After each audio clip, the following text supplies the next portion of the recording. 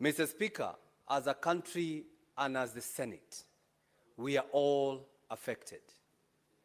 We are all affected, not just as a nation. We are affected as people who have been entrusted to take care of the people, Mr. Speaker. Even the government pathologist who has been going through or conducting postmortems on such cases has even been affected, Mr. Speaker, saying a relative brought on a table for him to check what killed him, Mr. Speaker. I think as a country and as this Senate, we must give an ultimatum, Mr. Speaker, that by 25th June, Mr. Speaker, if this Senate has not done anything, if this Lagat DIG has not resigned, Kenyans should come out on 25th as a Memorial Day to come in large numbers, Mr. Speaker, and deal with whoever, Mr. Speaker, is not doing what it's supposed to do. Because, Mr. Speaker, the police who have been mandated to take care of Kenyans, they are quick to act on some useless issues, Mr. Speaker. Today, as we speak, there is a police officer by the name Samido. Samido, who is a musician, who was granted a leave to go to America. He was supposed to return yesterday, but today there is a warrant of arrest on him for abduction of duty. If the police can issue a warrant of arrest for somebody because of missing work, yet we have a police officer whose name has been dragged on every murder, and Mr. Speaker, they're not doing anything. I think as a country, I think as a Senate, we need to do something, Mr. Speaker. The same police told us a member of parliament has kidnapped himself. The same police told us he kidnapped himself and he slept in a certain hotel. The same police, but we did nothing, Mr. Speaker, because he does not come from our region. Today, the same police are saying the guy, the Albert Ojwang, hit his head on the wall, Mr. Speaker. The same police. At least we can say we're here now discussing issues because we have been all affected by the death of Albert Ojwang, Mr. Speaker. Senator Kavindu.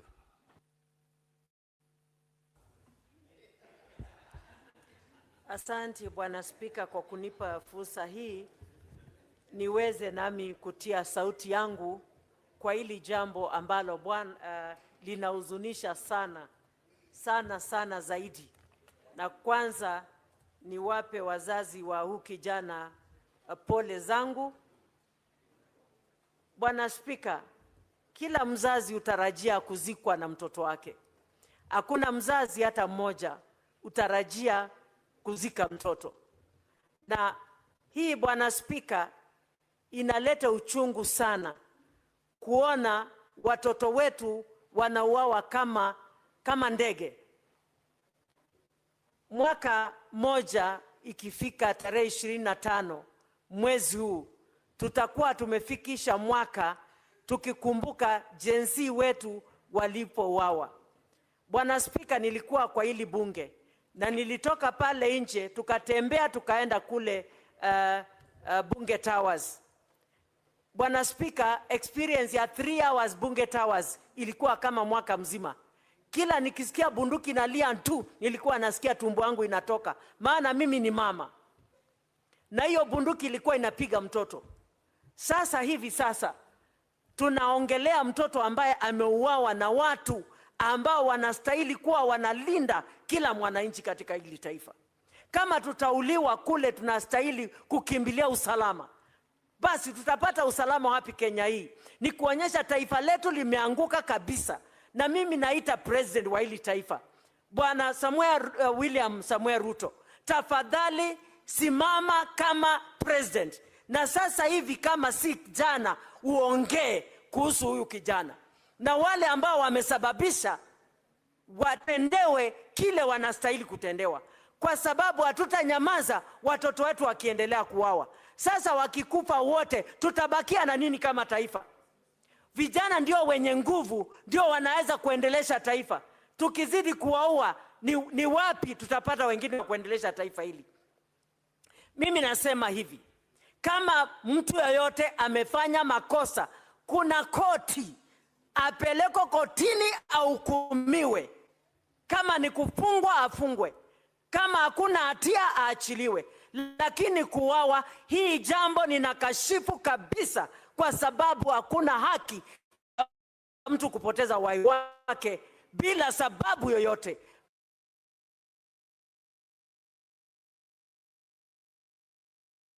Na niyo mtoto peke yake ya wazazi wake. Hawa wazazi labda hata umri wao hawaruhusu tena kuwa na mtoto. Watapata mtoto wapi? Hata kama watalipa fidhia, hiyo fidhia watalipwa hailinganishwi na huyo mtoto. Na tunaomba haki itendeke hata kwa jinsi walipokufa kwenye taifa hili. Senator SCTNEWS. Asante sana Bwana Spika kwa kunipa nafasi hii. Kwanza ningependa kutoa pole zangu kwa familia ya marehemu Albert Ojwang. Ni kisa ambacho kimenisikitisha mno Bwana Spika. Bwana Spika, sisi kama vijana tumeondoka nyumbani kwenye umaskini kuja mijini ili kujitafutia. Ni kisa kimenihuzunisha kuwa Albert aliweza kuchukuliwa na maafisa wale, na ripoti za upasuaji wa maiti zimeonyesha kuwa Albert hakujiua, aliweza kuuawa na maafisa wale. Singependa kujiunga na wenzangu ambao wananungunika. Bwana Spika, maafisa wale ambao walimbeba Albert kutoka kwao washtakiwe kwa makosa ya mauaji ili wasema nani ambaye aliwatuma kuangamiza kijana yule.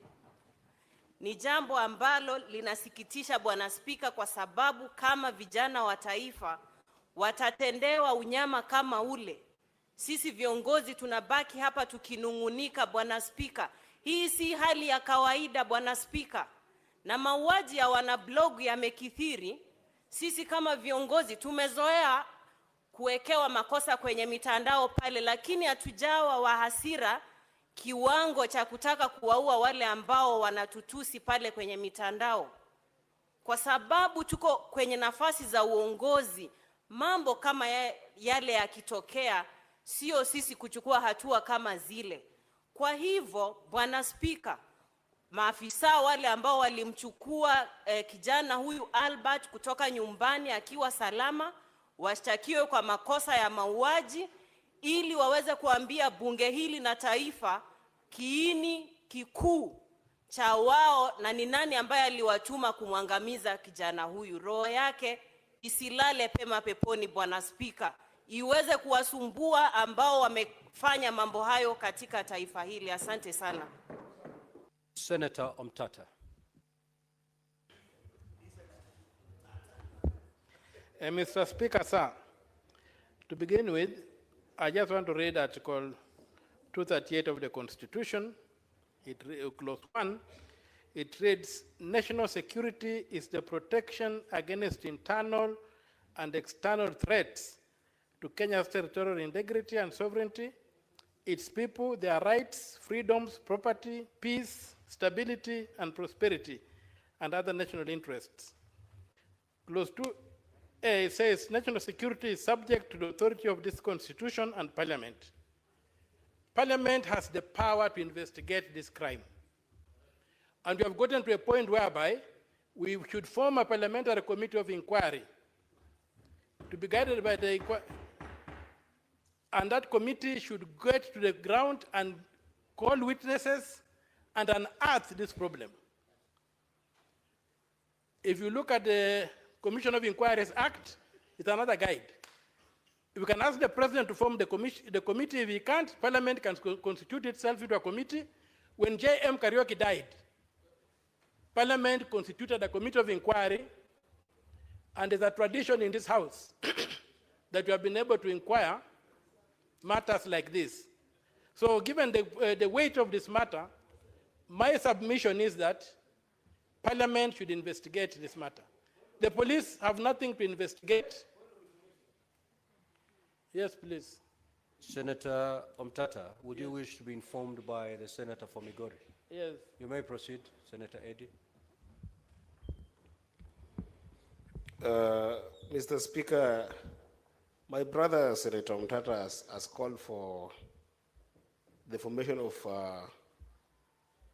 I'm very emotional, Mr. Speaker, you'll forgive me.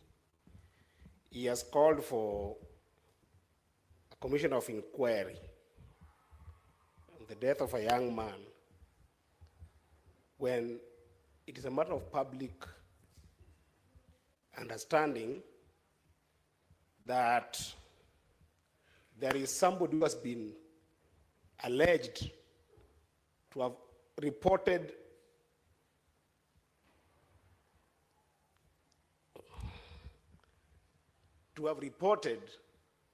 that Ojwang had published something about him. How does the justice system work, Mr. Speaker? How does it work? Can it be? Senator Eddy, what is this information that you'd wish to share to aid Senator Mtata's contribution? What I want to share with Senator Mtata is there is a serious person who works in the police rank who had an issue with this young man, and there's nothing to inquire about him. At the very least, let the young people in Kenya see that at least this person is behind bars, or at least has written a statement for which can form a basis for any kind of inquiry. There is nothing to inquire about a DIG who had an issue with this young person, Mr. Speaker. What is there to inquire? Senator, and is the one who sent for him, Mr. Speaker. What is there to inquire? Senator Eddy, I've given you some latitude because we wanted to know, to understand the information you wanted to volunteer. Nevertheless, Senator Mtata, if that is helpful, you may proceed.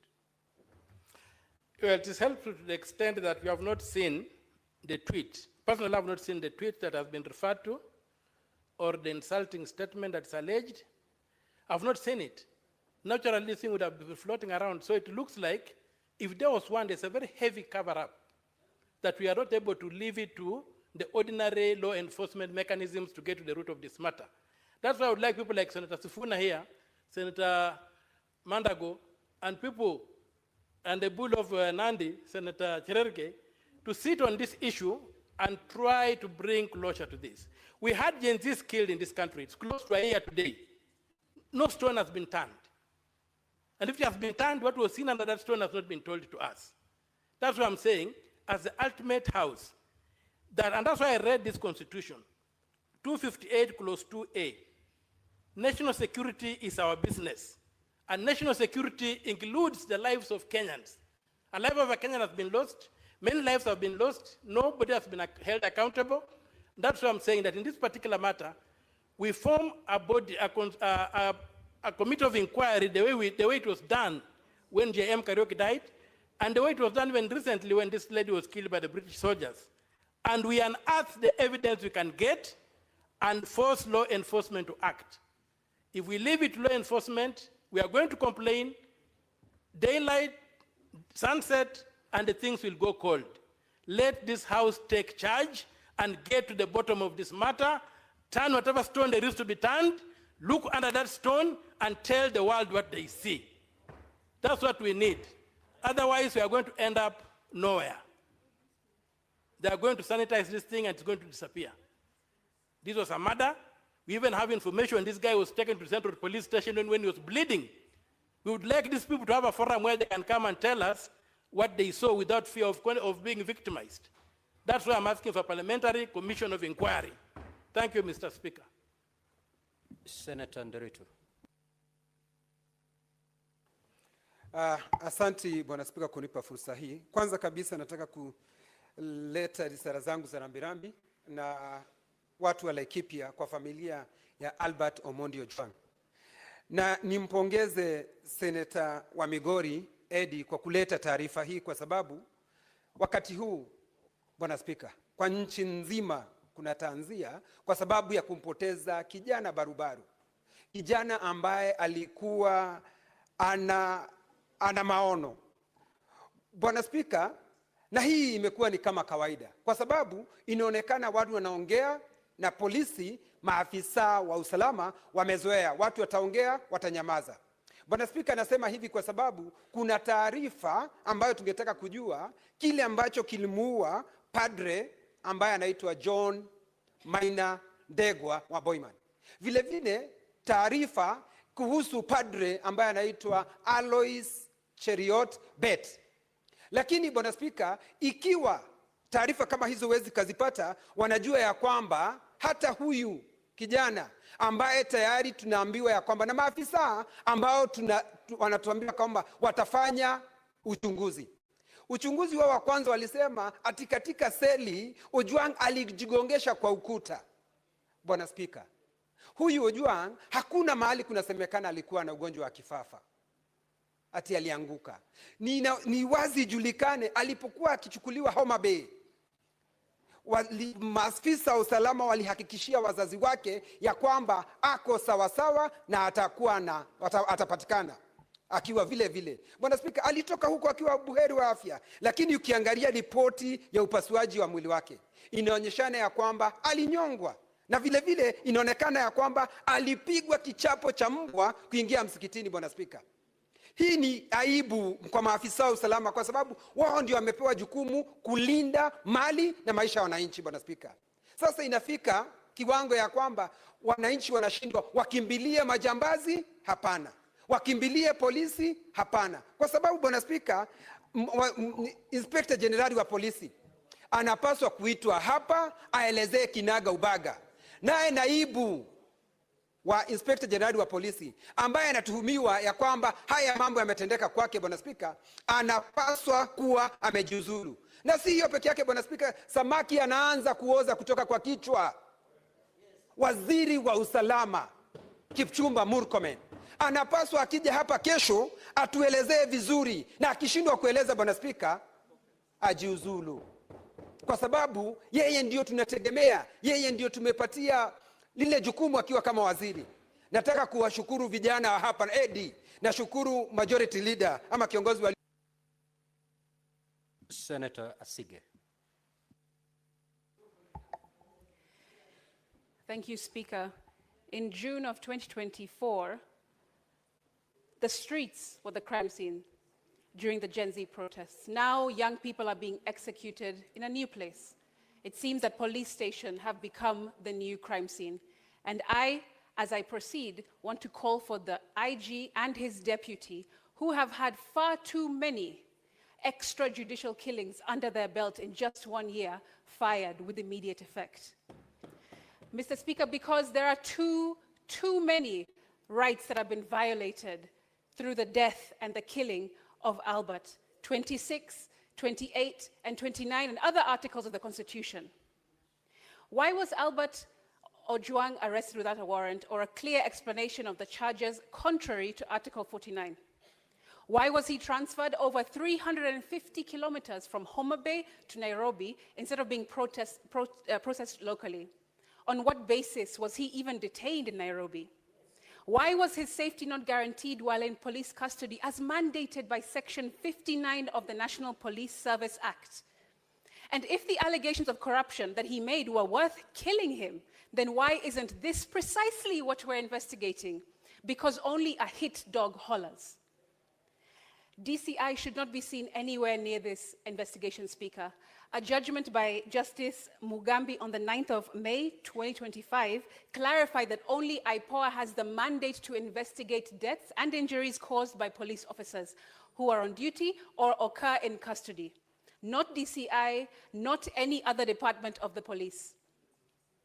Also, the Security Services Laws Amendment was introduced in Parliament to expand IPOA's oversight powers and give it more teeth, not just recommendations, but actually allow them to make arrests. But the National Assembly has blocked this bill. We know that. They say that it doesn't concern counties, thereby stalling its legislative process in this Senate, and therefore obstructing real justice. We have to fight as a Senate to bring that bill. Dead people don't tell tales, Speaker, but the collective voice of Kenyans demands that this tale be told and justice be served immediately. I thank you. Senator Kisang. Thank you, Honorable Speaker. Honorable Speaker, I also joined my colleagues to condemn the killing of Albert Ojwang, Honorable Speaker. Honorable Speaker, this is a young man who was teaching. In fact, I want to send condolences to the people of Homa Bay, the people of Taita Taveta, because he was a teacher there, Honorable Speaker, and the only child. So it's unfortunate that he had to die in a police cell. I don't know if the police don't know that there is a law that was passed 2019 called Computer Misuse and Cybercrime Act, that if anybody abuses you in the social media, you report, take them to court, and charge them. So there was innocent, Honorable Speaker. Honorable Speaker, it is time now for the National Police Service to put CCTV cameras in the cells, because we have lost many people in the cells, and there is no record to show what could have happened, actually, Honorable Speaker. They need to put, the National Assembly need to afford some resources so that all our cells in the country, Honorable Speaker, are put CCTV cameras, so that, there will be no excuse to say that somebody committed suicide. The report of autopsy is already out, Honorable Speaker, and they have said, the pathologists have said, Albert died not because of self-inflicting injuries. This was basically done by the police officers, Honorable Speaker. Honorable Speaker, it's unfortunate, and this should not happen in a democracy like Kenya, Honorable Speaker. We have a very progressive constitution, so these things should not happen at all. Thank you, Honorable Speaker.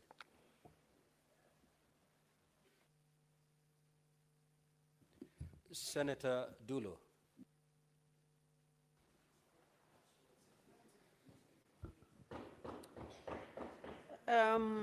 Thank you, Mr. Speaker. Mr. Speaker, I wish to join my colleagues actually in condemning what happened to Albert. Mr. Speaker, of late there is so much insecurity issues that are happening in this country. And I think it is high time that we have taken very serious action against the happenings as far as insecurity is concerned. Mr. Speaker, I saw the father of Albert actually on media trying to explain what happened to the son. And Mr. Speaker, you can imagine Albert having ugali and sukuma under a tree, and the police officers come with a motorbike and arrest the innocent young man. Mr. Speaker, if he was guilty, and I was actually hearing the father, he was saying the wife and the child were also seated there. He didn't even finish actually eating his ugali. Mr. Speaker, we should not allow loss of life in our country. This is happening. There are gangs all over actually recruited by so many people in this country, especially the politicians, Mr. Speaker. Yesterday, when this matter came up, so many of my colleagues came to me and said that we must summon IG to come and explain this matter to us. Mr. Speaker, we managed to summon, to ask IG to come and explain on this matter this morning, 11 o'clock. But unfortunately, it didn't work out, Mr. Speaker. National Assembly has requested IG to appear before them on Thursday morning at 10 o'clock. And they have requested also Senate to appear before Senate on Thursday midday.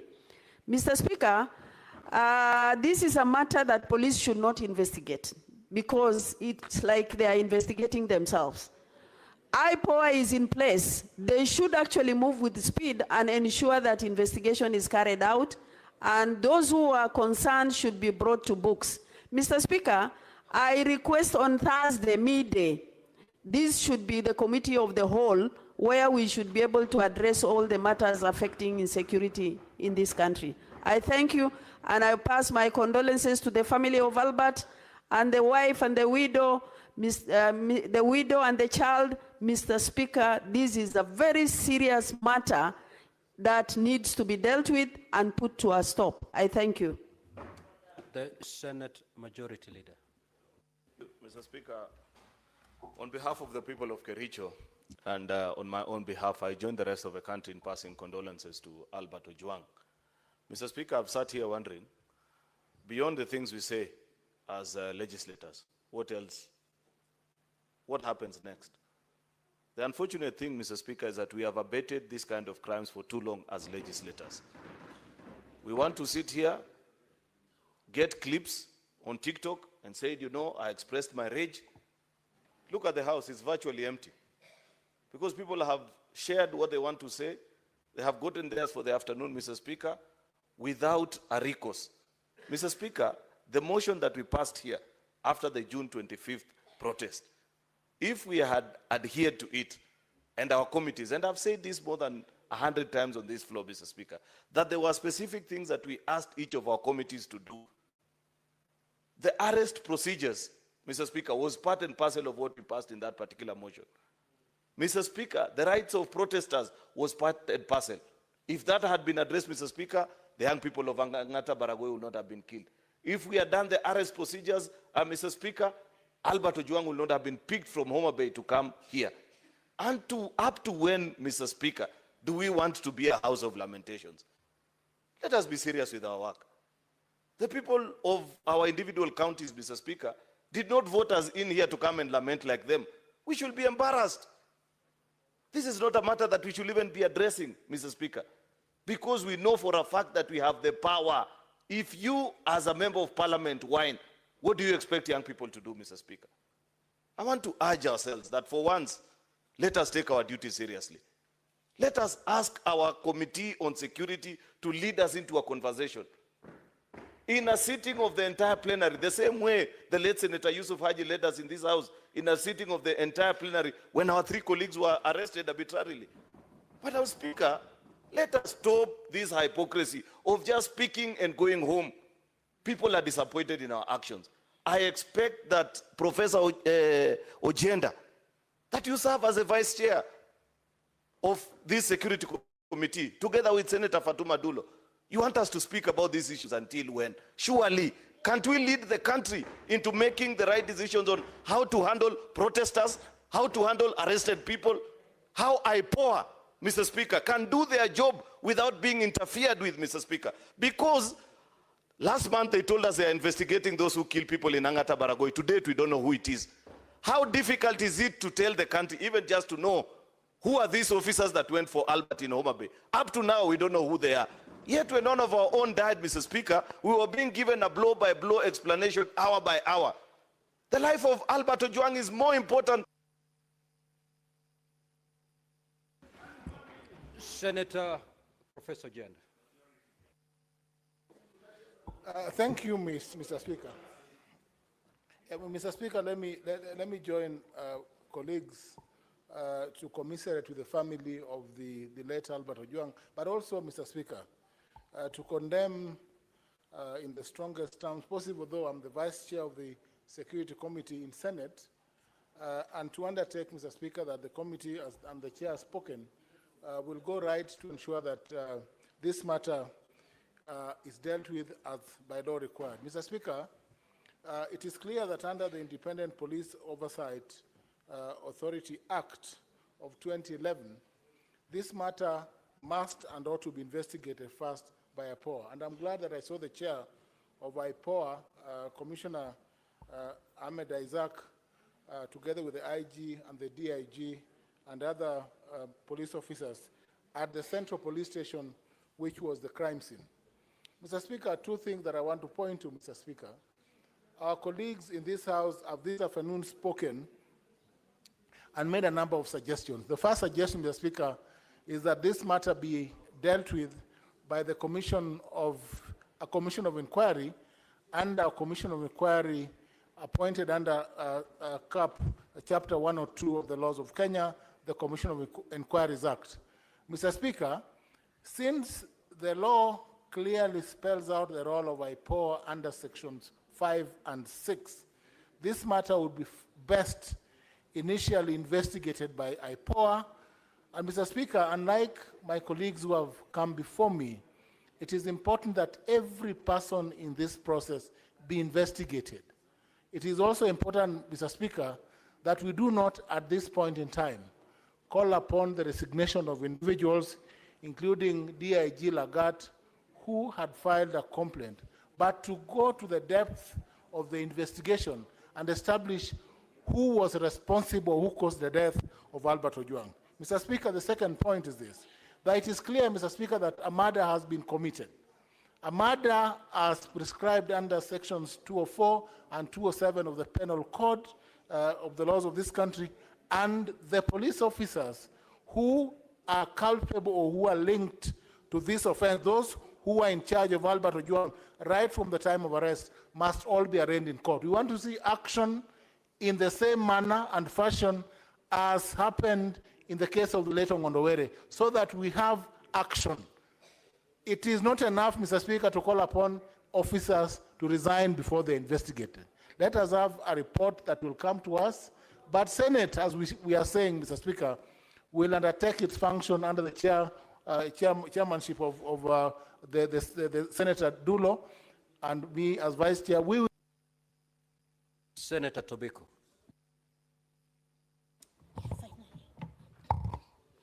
Thank you, Mr. Speaker. Mr. Speaker, I'm grateful that I got this opportunity to join my colleagues, Mr. Speaker, to mourn the loss of Albert Ojwang, Mr. Speaker, and to condole with the family and the people of Homa Bay, Mr. Speaker. And Mr. Speaker, to condole with the rest of the young Kenyans, Mr. Speaker. Mr. Speaker, let me say it is extremely sad that we are losing lives that we should not lose, Mr. Speaker.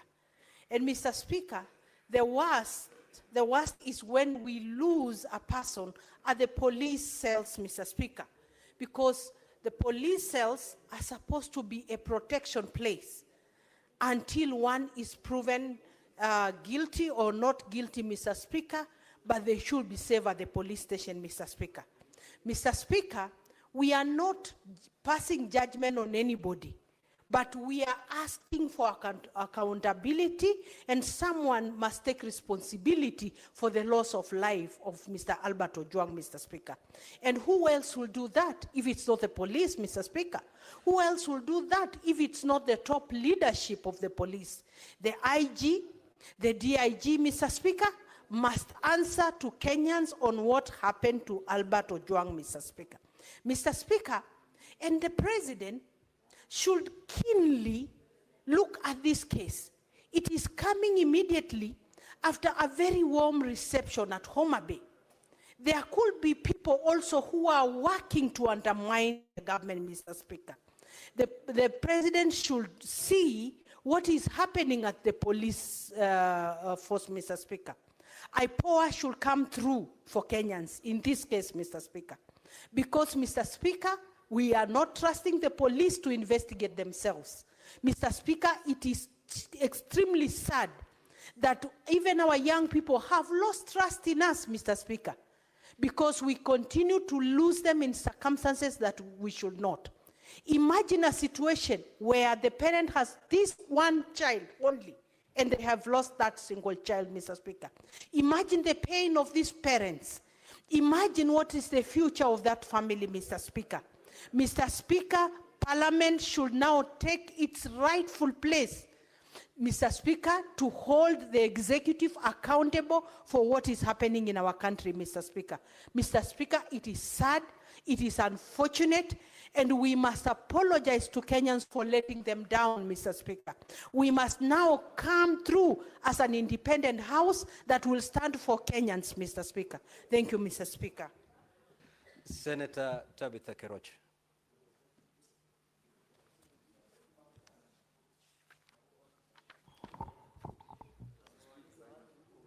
Thank you, Mr. Speaker, sir, for also giving me this opportunity to stand as the Senator of Nakuru County with my Nakuru County people and my family to sincerely send our condolence to the family of Albert Ojwang.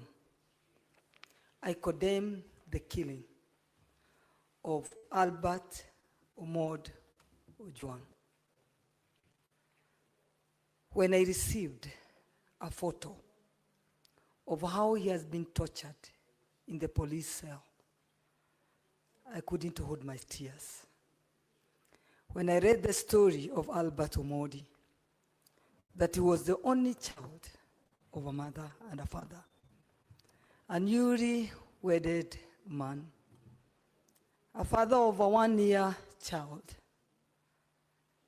a graduate from Migori, and you can imagine to educate a child to a university level of parents of that status, how hard they've worked to ensure that their child get the rightful education.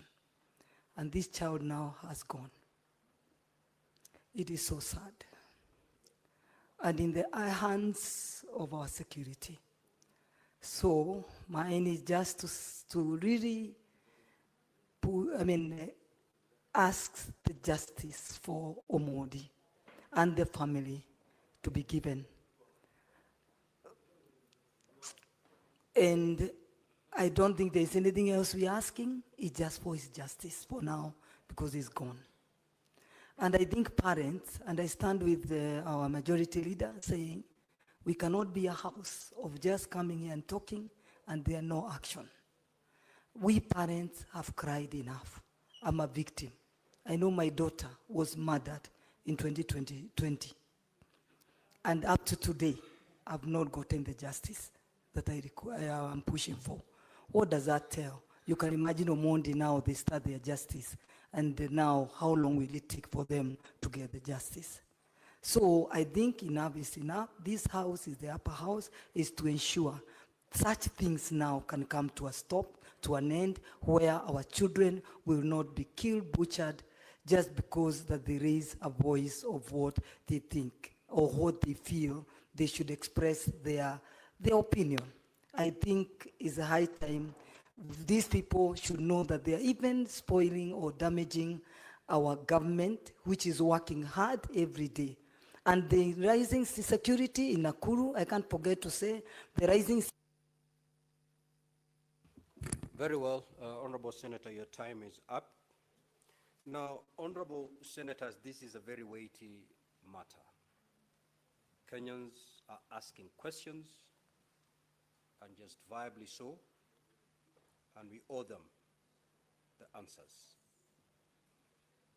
The patience of this country is being stretched beyond its elasticity. The Honorable CS of Interior is scheduled to appear before the Senate tomorrow morning for purposes of responding to 15 questions that have been requested or asked by honorable senators. I wish to give the following as a way forward. Because of the urgency of this matter, that the CS appears tomorrow. However, before he embarks on the response of those 15 questions, we will first have the House move as a committee of the whole to interrogate this particular matter. After that session, then we can move to question time. While the CS is preparing to appear tomorrow, Secretariat informed the ministry that tomorrow the CS must appear with the following persons: the IG, the chairperson IPOA, the chairperson Police Service Commission. Those are the persons who are supposed to accompany the CS tomorrow as we move into a committee of the whole. And thereafter, we can move with the question time as contained in the order paper. Next order.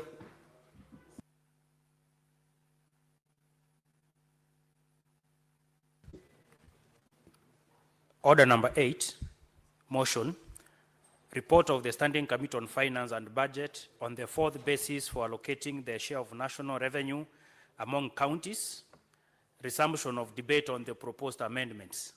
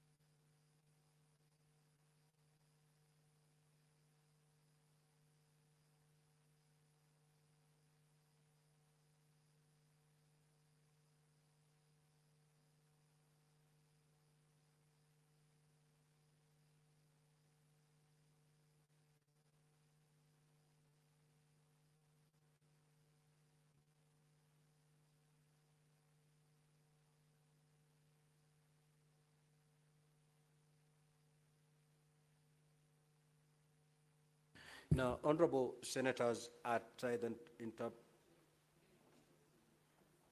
when debate was interrupted on Thursday, the 5th of June, 2025, Senator Mungatana had the floor and he had a balance of 8 minutes. I'm not seeing Senator Mungatana in the House, and therefore the floor is open for debate. Now, honorable senators, the debate is on the amendments as proposed by Senator Mogeni, not on the entire formula. It is on the amendments as proposed. Senator for Kakamega, if you want to hug, you have the lounge.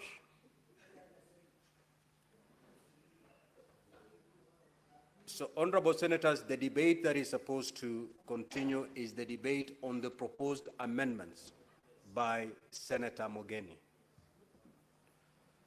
Senator Fernandi. Thank you, Mr. Speaker. I rise to speak to the amendment by Senator Okongo Omugeni.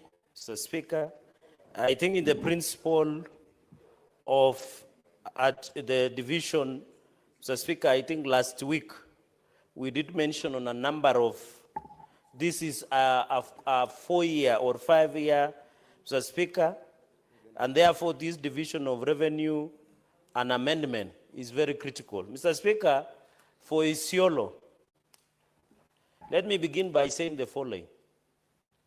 Mr. Speaker, this is a house of equity. That is why the vote of Nairobi and the vote of Nandi and the vote of Kakamega and the vote of Elgeyo Marakwet, Mr. Speaker, is subjected to principle of equity, Mr. Speaker. This amendment that has been brought by Senator Okongo Omugeni, and I wish he would be listening, Mr. Speaker, this amendment that has been brought by Senator Okongo Omugeni on 4.46 billion to be shared to 11 counties, Mr. Speaker, Isiolo, Lamu, Elgeyo Marakwet County, among others, is in the principle of equity that we want to see, Mr. Speaker. Mr. Speaker, I wish Senator Okongo Omugeni would be listening, including Embu, Mr. Speaker. I wish the mover of the amendment should be listening. Mr.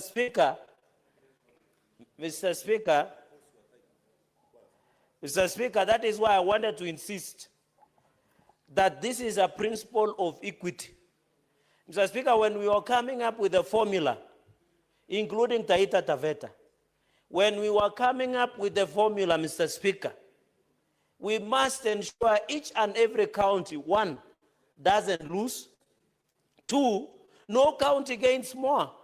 Mr. Speaker, I have seen a county in this simulated that some counties were gaining 2 billion, others were gaining only 200 million. 200 million to any county like Elgeyo Marakwet or Taita Taveta or Embu or Isiolo, Mr. Speaker, is not in good faith. Yes. And therefore this simulation, where at least each and every county will gain 405.6 million, will be very significant, Mr. Speaker. That is why most of these counties cannot even take or do a significant or an important development in their counties, Mr. Speaker. So even, Mr. Speaker, as we look at this simulation, we must be aware, Mr. Speaker. The other day, and I've seen the budget is being read on Thursday, budget that is worth 4 trillion, Mr. Speaker. But it is very sad that members of National Assembly rejected an increment of counties of 465 billion Kenya shillings, Mr. Speaker. That is an affront to the principle of equity and division of revenue, Mr. Speaker. I stand today on the basis of win-win for Lamu County. I stand today for the win-win for Taita Taveta County, Mr. Speaker.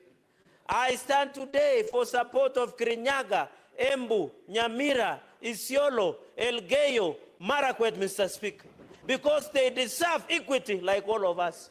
If Elgeyo Marakwet wins, Nandi wins. If Isiolo wins, Mandera wins.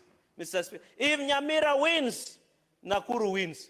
We must push the principle of equity. It cannot be that a county is getting 2 billion, but a county like Nyamira is getting a paltry millions of shillings, Mr. Speaker. I rise on the principle of equity, Mr. Speaker. Mr. Speaker, they say when the conscience of a nation has disturbed a solitary mind, it doesn't mean that that man is mad, Mr. Speaker. We must push for a win-win, Mr. Speaker, so that as we not blame Elgeyo Marakwet, Taita, Nyamira, Isiolo, Embu, Mr. Speaker, for underdevelopment, yet when we are doing division of resources, we don't consider their uniqueness, including Lamu, Mr. Speaker. So I support this amendment by my senior, na leo ndio narudisha mkono. After defending me, Mr. Speaker, when I was in police custody, he was able to dismantle my charges within seconds, Mr. Speaker, 1 minute and 59 seconds, Mr. Speaker. Therefore, Mr. Speaker, I rise to support the people of Lamu. Well, that is why, Mr. Speaker, as a Senate, we should not reduce ourselves to our own counties. That is why we say, Mr. Speaker, we are senators of the Republic of Kenya, elected by respective counties to represent the interests of all counties, Mr. Speaker. When I speak here, I speak on behalf of Nandi, on behalf of Nakuru, on behalf of Nyamira, on behalf of Kirinyaga, Wajir, Nyandarua, Laikipia, Migori, Taita Taveta, Kajiado, Elgeyo Marakwet County, Mr. Speaker, including Uasin Gishu. And Embu, Mr. Speaker, where the deputy party of DP comes from, Mr. Speaker. If there is a time I'm proud of my senior colleague in the profession, Senator Okongo Mugeni, Commissioner, is today, because he's pushing us to look for principle of equity. It cannot be, and I want to challenge members of National Assembly. When we demand for more resources, they only tell us there is corruption in counties. What are they doing for corruption in national government themselves? What are they doing? Mr. Speaker, it is shame for them to tell us that they cannot add money to our people who are suffering, Mr. In fact, we are going to scrap NGCDF because that is unconstitutional kitty, Mr. Speaker. It violates the Constitution, and I want to start with the decision of the Supreme Court, Mr. Speaker, that we should only channel funds to only 2 entities, national executive and counties. If members of National Assembly want to run resources and manage money, let them run for 2 positions, governor or the presidency. When you are here, Mr. Speaker, Article 94 and 96 is we legislate, represent, oversight, do budget-making process, Mr. Speaker. It cannot be the biggest threat to devolution today, Mr. Speaker, in this country is members of National Assembly. How can they appropriate and pass a budget of 4 trillion and give counties paltry 400 billion, Mr. Speaker? It is shame. And I want to tell Kenyans who are watching us, the reason there is underdevelopment in Mashinani is because of members of National Assembly, Mr. Speaker. They are, in fact, of 4 trillion. We should be pushing that 1 trillion or 50% or 4 trillion of the budget should go to Mashinani. That is counties, Mr. Speaker. Mr. Speaker, today, the people of Nyamira, today, the people of Elgeyo Marakwet, today, the people of Kajiado, the people of Taita Taveta, the people of Isiolo, the people of Lamu, the people of Embu. We must come up, the people of Kitui, Mr. Speaker. We must come up with a formula of win-win. Kenyans for Kenyans, Mr. Speaker. This is the only house, Mr. Speaker, that will change the trajectory of development in this country, Mr. Speaker. We want to develop so much resources that somebody in Kericho, in Kapchebet, where Senator Aaron Cheruiyot comes from, does not care who is the president, Mr. Speaker. Somebody from Kilifi, where our esteemed, respected Speaker, Governor Senator Amason Jeffa Kingi, will not care who is the president because there are enough resources in Kilifi County, Mr. Speaker. I pray for that country, Mr. Speaker, where we will not charge or care who you are. but we will share resources based on principle of equity. Therefore, Mr. Speaker, as Martin Luther Jr. King said, an injustice somewhere is an injustice everywhere. I will not be happy if I'm given so much to take to Nandi while Nyamira is losing. I'll not be happy when Mandera is given so much when Lamu is losing. Mr. Speaker, we are all Kenyans, including Embo, Mr. Speaker, where the deputy party leader comes from, Mr. Speaker. Dr. Mundigi. Senator Cherarigei, I don't want to disturb your flow of thoughts, but I hope I don't look like a man. Why you addressing me as Mr. Speaker, you will clarify as we move along. Can you appropriately address Mr. Speaker, the spirit of equity has overtaken my faculties, but I profusely withdraw and apologize, Madam Speaker. It is that my mind caught up when you are doing an exchange with the substantive speaker. My apologies. We respect you, Madam Speaker. And we know Muranga will stand on the issue of equity. I hope the delegation of Muranga, if they mean what they say on top of caste, wherever they work around the country, they must force for this principle of equity, Mr. Speaker. And therefore, I want to challenge this country. The future of Kenya, Madam Speaker, is only on equity. I'm calling upon the Chair of Finance and Budget, my very good friend, which I have tremendous respect, a principal of Kenya Kwanza, a party leader, the Chair of Finance and Budget. Let us amend this formula. The pride of your committee, Mr. Chairman, sir, through Madam Speaker, is to ensure no county goes home crying. Let us take care of these counties. Madam Speaker, I've sat in public accounts for almost now 8 years. We have seen the financial statements. They cannot do anything. We went to Nyamira when my brother, his soul rest His Excellency Nyagarama, he was a good man. I don't know about the current one. Okay. That is, the senior council will tell us. And we visited, and they were only begging for it, was it 100 million to complete? Can you believe? While we are giving counties, even, Madam Speaker, we need also to look at the own source revenue. A county like Nairobi, the CRA revenue potential of county of Nairobi is 63 billion. We are giving it close to 20 billion. They have a pending bill around 120 billion, Madam Speaker. We must also, the mover of this amendment, Senator Okongo Mugeni, we must also ensure, and I want to appeal to the Finance and Budget Committee, you cannot compare revenue potential of Nairobi City County and Nyamira, despite that they are growing tea. Madam Speaker, even as we talk, Nyamira grows tea and Nandi.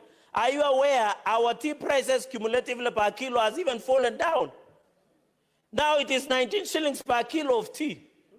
9 shillings is being taken by Muchunaji Chai. 10 shillings remain with the farmer. Madam Speaker, so even if you discuss the own source revenue of Nyamira, it will fall down because of market of demand and supplies. Even here in Nairobi, they can collect, I saw them celebrating that they have collected 12 billion, yet their revenue potential is 63 billion. What are they telling us? And they are doing a program that dish in a county. And that program is not extending to all children, yet we are giving them the highest allocation. Look at Turkana. Mr. Speaker, we are giving Turkana the highest amount. But the information I have is the governor of Turkana, whenever he goes to a function, he dishes out 1,000 handouts. Yet the people of Turkana, you know, the senator of Turkana brought a statement, where it is only in Turkana you get a Form 4 liver dispensing out medicine, Madam Speaker. That one does not happen even in Katanga, in Muranga County, where you come from. Yet the highest amount is we give. Let us not be selfish, Madam Speaker. This country belongs to all of us.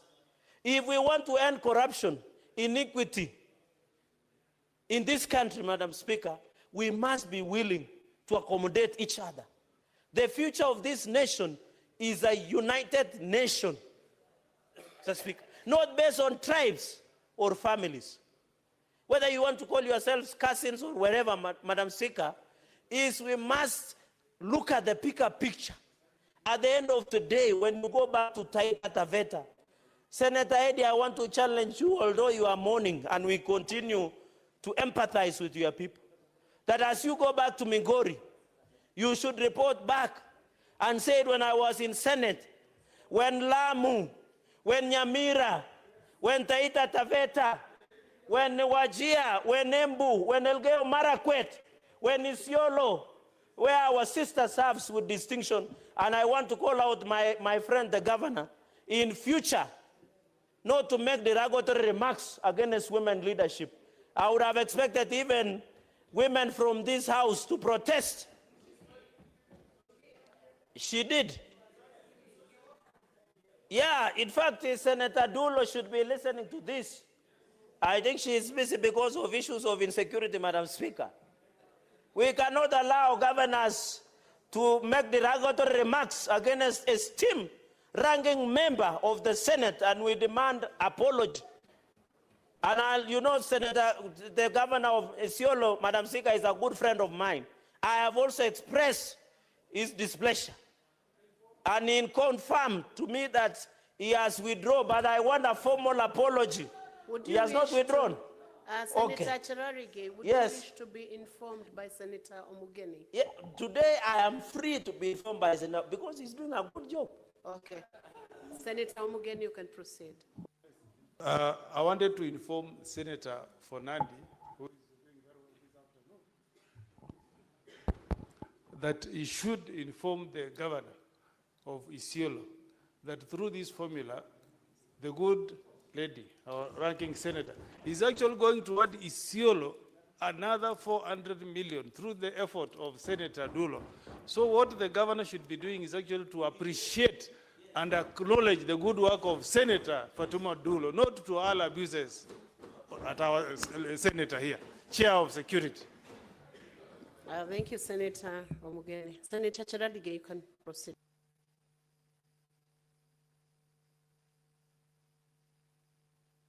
Give him the mic. Madam Speaker, it is the most proud moment because even the Speaker of the session, where the Senator of Isiolo is adding 400 million plus, we are proud of women leadership in this country, Madam Speaker, including you.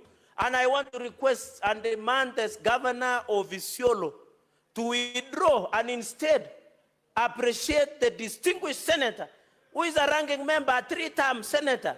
Do you think to be re-elected in this country is easy, Madam Speaker? You are our SG in UDA. You see people crying, people taking diabetic and pressure pills to calm down. But this is a distinguished senator who is serving a third term. We must respect women leadership in this country, Madam Speaker. And I hope by the close of this business, after the distinguished work of the Senator Dulo, Madam Speaker, the governor must apologize and appreciate that we are adding over 405.6 million to Isiolo, among other counties, and we are giving 4.46 billion to 11 counties, Madam Speaker. In conclusion, Madam Speaker, the future of this country is in devolution. This amendment will bring justice. Madam Speaker, I want to request members of the Senate, especially head of delegations, including my brother, the minority leader, including Kamau Murango, the distinguished senator of Kirinyaga, who is the next governor of Kirinyaga, including the governor, incoming governor of Kitui, Governor Bishop Enoch Wambua. Madam Speaker, the formula we passed today, including Senator Chute, who I see is restless today, including Senator Kisang, the formula we will pass will run for 5 years. We must think through it. We must think through it. Let us not rush. In the last session, Madam Speaker, we stayed almost 6 months to agree to pass a win-win. At that time, there were senators for Kenya, Senator Matzayo and Senator Wambua were Kenyans, me and Senator Nderito, and I am told the financier and the engine of that moment was Governor Mandela, the distinguished senator. Captain Ali Roba was the leading one, the onslaught. Me and Senator Kinyua, Madam Speaker, were 1 man, 1 vote, 1 shilling. But today we are saying, let the entire country win. Let us win as a country. Let us win as a country. Senator Cherargei, hold on a minute. There is a point of order by Senator Ali Roba. What's your point of order, Senator? Madam Speaker, the Honorable Senator Cherargei has referred to me as financial that time. I would like him to substantiate as to the truthfulness of the statement he has made in terms of that, because it might send a bad signal out there. I wasn't in this chamber last Senate, Madam Speaker. Senator Cherargei, you have alluded to an allegation that he was a financier. We do not know what he was financing. Please clarify.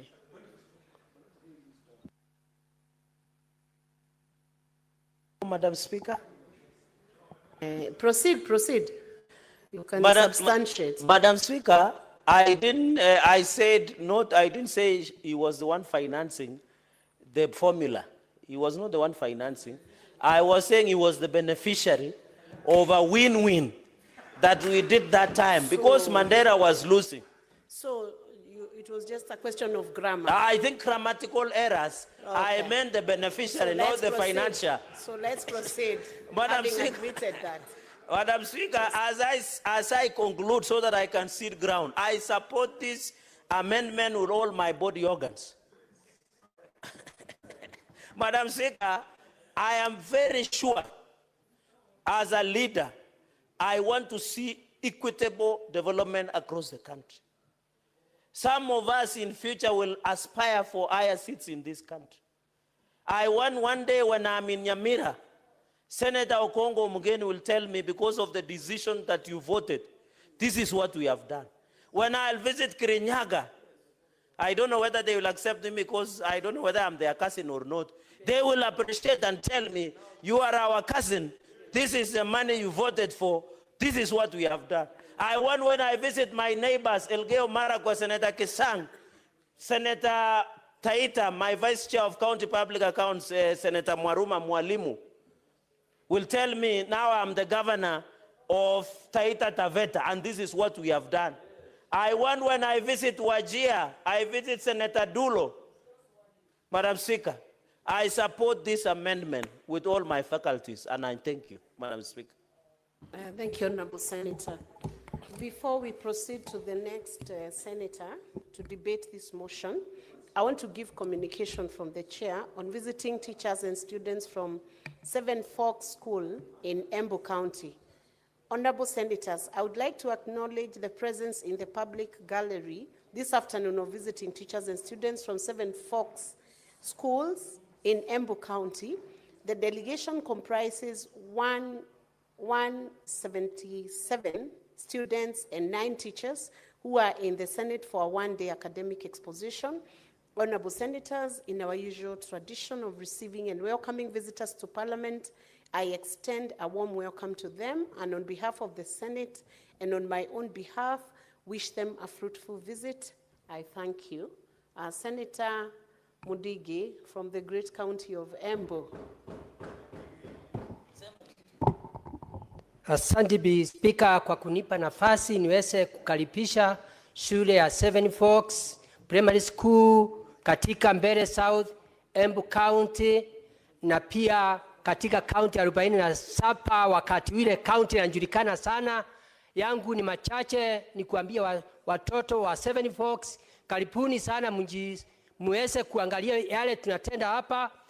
Wakati mmekaa dakika nyingi, muweze kuona yale mambo tunatenda hapa, mambo ya kuangalia, mambo ya vile, mambo ya security, na vile tunaongea ndio county zetu iweze kupata pesa. Bi Speaker, yangu ni kuambia watoto na kusema Senate, ile pesa tunasema hapa, ukienda kama Seven Forks, ile shule imejengwa na Kengen, na unakuta pia iko na bahati, lakini sile siko area hiyo iko na shinda. Na ndio mara mingi Bi Speaker tumekuwa tukisema walimu wale wanaweza kusomesa ile area, kwa sababu ni area haina maji, haina hospitali, haina chochote. Tumekuwa tukisema mambo ya handship isiweze kuondolewa, na pia pesa kama zile tunasema kama ile mbili ya homogeny senator ambaye tunasema county zote ziweze kuongezewa pesa, ndio county ya Embu iweze kupata pesa kama zile, ndio kama kule, kama ni parapara, kama ni hospitali, kama ni mambo mengi ya agriculture iweze kuendelea vizuri. Kwa hivyo naweza kusema watoto wa Seven Forks hapa, mkiweza kukaa vizuri na msikise mambo ya walimu, muweze kujiepusha na mambo ya dawa ya kulevya, mambo ya pombe. Wakati mwingine miaka itakayokuja, ninyi mtakuwa maseneta, ninyi mtakuwa speaker, ninyi mtakuwa wenye wabunge, na mtakuwa kila kitu. Kwa hiyo Bi Speaker, na wakaribisha na ni asanti. Mkirudi nyumbani Embu County, muende na salamu, na pia mbarikiwe, muende safari njema. Asante Bi Speaker. Thank you, Senator Mudigi. Senator Okech Edigi Shero, Migori County.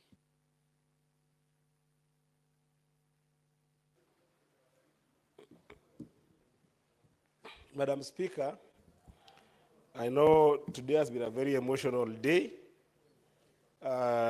because as a young person, it is very hurtful to see a fellow young man succumb to not disease nor any condition of physical harm, but dying in the hands of the police.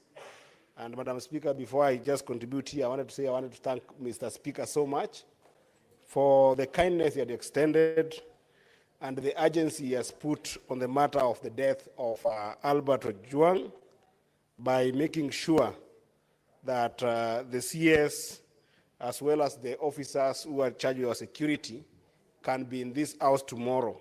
And I wanted to urge all my colleagues, senators, that this is the time that the nation needs you most. This is the time that tomorrow we should not have a quorum hitch or even delay of debate and engagement, that the House tomorrow, all senators should come on time so that we can be able to interrogate the matter of Albert Ojwang at 9 a.m. We'll be here so that by 9:30 when the House rises, then we can be able to deal with that issue. And I want to thank all the senators for taking this issue seriously and the comments that you've made, and as well as I do extend my heartfelt condolences and my sympathies to the family of Albert Ojwang. I know I'll try and control my emotions so that I can be able to contribute on this equally important matter, the matter of the formula for which we push forward to be able to share resources among counties. Madam Speaker, I am a member of Finance and Budget Committee, and I was part of the team, therefore, that tried to think about what would be the best fourth basis formula for us to be able to share the resources that we have for counties horizontally. And Madam Speaker, while there were a number of suggestions by the CRA on the matter of sharing revenue, we felt very strongly that it's important that we have one parameter. And that parameter, Madam Speaker, is that there is no county that should lose in this avenue of sharing resources after what we have gotten from the national coffers, Madam Speaker. And therefore, Madam Speaker, when we created the formula, everything we considered was to make sure that that principle abides. And therefore, Madam Speaker, we suggested that we come up with a baseline that will always ensure that when resources are shared in this country, or when the basis for sharing resources is considered, then no county ever loses what they have gotten. And there is a reason behind this, Madam Speaker. The reason is very simple. Counties get to commit to different projects, get to commit to different non-discretionary and discretionary budgetary requirements. Therefore, if you put any formula that makes any county lose a shilling, you inconvenience that county. Additionally, Madam Speaker, the issue of inflation will always catch up with counties, Madam Speaker. For instance, if you think about the wage drift, there is a big consideration that adjusts itself by 5% in our payroll systems every year automatically. if you deny a county a shilling from what they got in the previous allocation, then you end up being injurious to their planning purposes. And therefore, Madam Speaker, the idea of the baseline of 387 is in and itself a very important one. And Madam Speaker, I therefore will dissuade any amendment that augments that baseline, that brings it to zero or any other thing. But now, Madam Speaker, when we came to this House, the issue was raised about the smaller counties who are going to gain from the previous CRA formula. And Madam Speaker, the rationale behind these small counties not getting what I would call adequate resources to make them run is because, Madam Speaker, these 11 counties in particular have faced a serious challenge of viability. Madam Speaker, if you look at the spirit of the Constitution, when the counties were being created under Article 6 of the Constitution and subsequent articles that divide resources in our country, Madam Speaker, the principle of the Constitution is that the counties must be viable. What are the viability options for the counties, Madam Speaker? The viability of counties, Madam Speaker, number one, is that they be able to run a government. Counties are government, and those governments must be run on the basis of non-discretionary expenses. Those non-discretionary expenses, Madam Speaker, must go and be able to run staff, must go and be able to run recurrent expenditure. And then, Madam Speaker, the viability of counties does not stop at running non-discretionary expenses. A county is only viable, Madam Speaker, if after employing people, the county can, one, provide services to its constituents, and two, can be able to have some sort of development to its constituents, Madam Speaker. What we have seen in the county of Isiolo, what we have seen in the county of Vihiga, what we have seen in the county of Samburu, what we have seen in the county of Tharaka-Nithi, what we have seen in the county of Laikipia, what we have seen in the county of Nyamira, what we have seen in the county of Taita Taveta, what we have seen in the county of Lamu, what we have seen in the county of Elgeyo Marakwet, what we have seen in the county of Kirinyaga, and lastly, what we have seen in the county of Embu, is that they can only run their non-discretionary expenses, recurrent expenses. So they are sent money to these counties, and the money, in whichever formula that is shared, is so small that they can only be able to finance salaries, Madam Speaker, and run vehicles, and run utility bills. Madam Speaker, that is not the viability of counties as was intended by the Constitution. Because then the people in those counties, Madam Speaker, end up never seeing any development. So, by virtue of not giving them enough and adequate resources to be able to run services and to be able to run development budgets, Madam Speaker, we end up only giving money to individuals in those counties who, if they misappropriate the non-discretionary expenses, Madam Speaker, then we are only really creating 11 billionaires every 5 years in those counties in the form of governors. So this is a rot in the, the redistricting, or rather the formula that was used to draw the counties, Madam Speaker, by using the 1992 districts, and that rot cannot be corrected by simple element of delineation.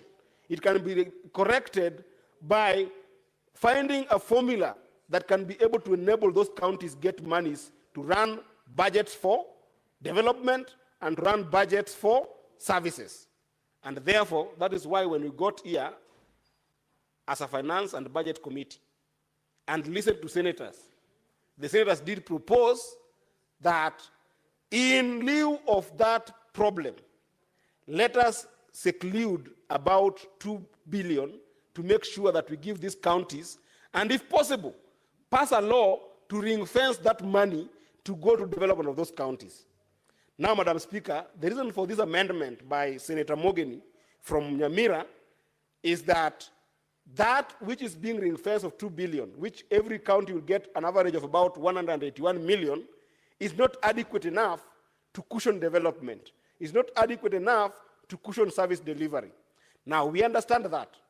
However, the proposal of 4.46 billion, Madam Speaker, I think might be edging it too far.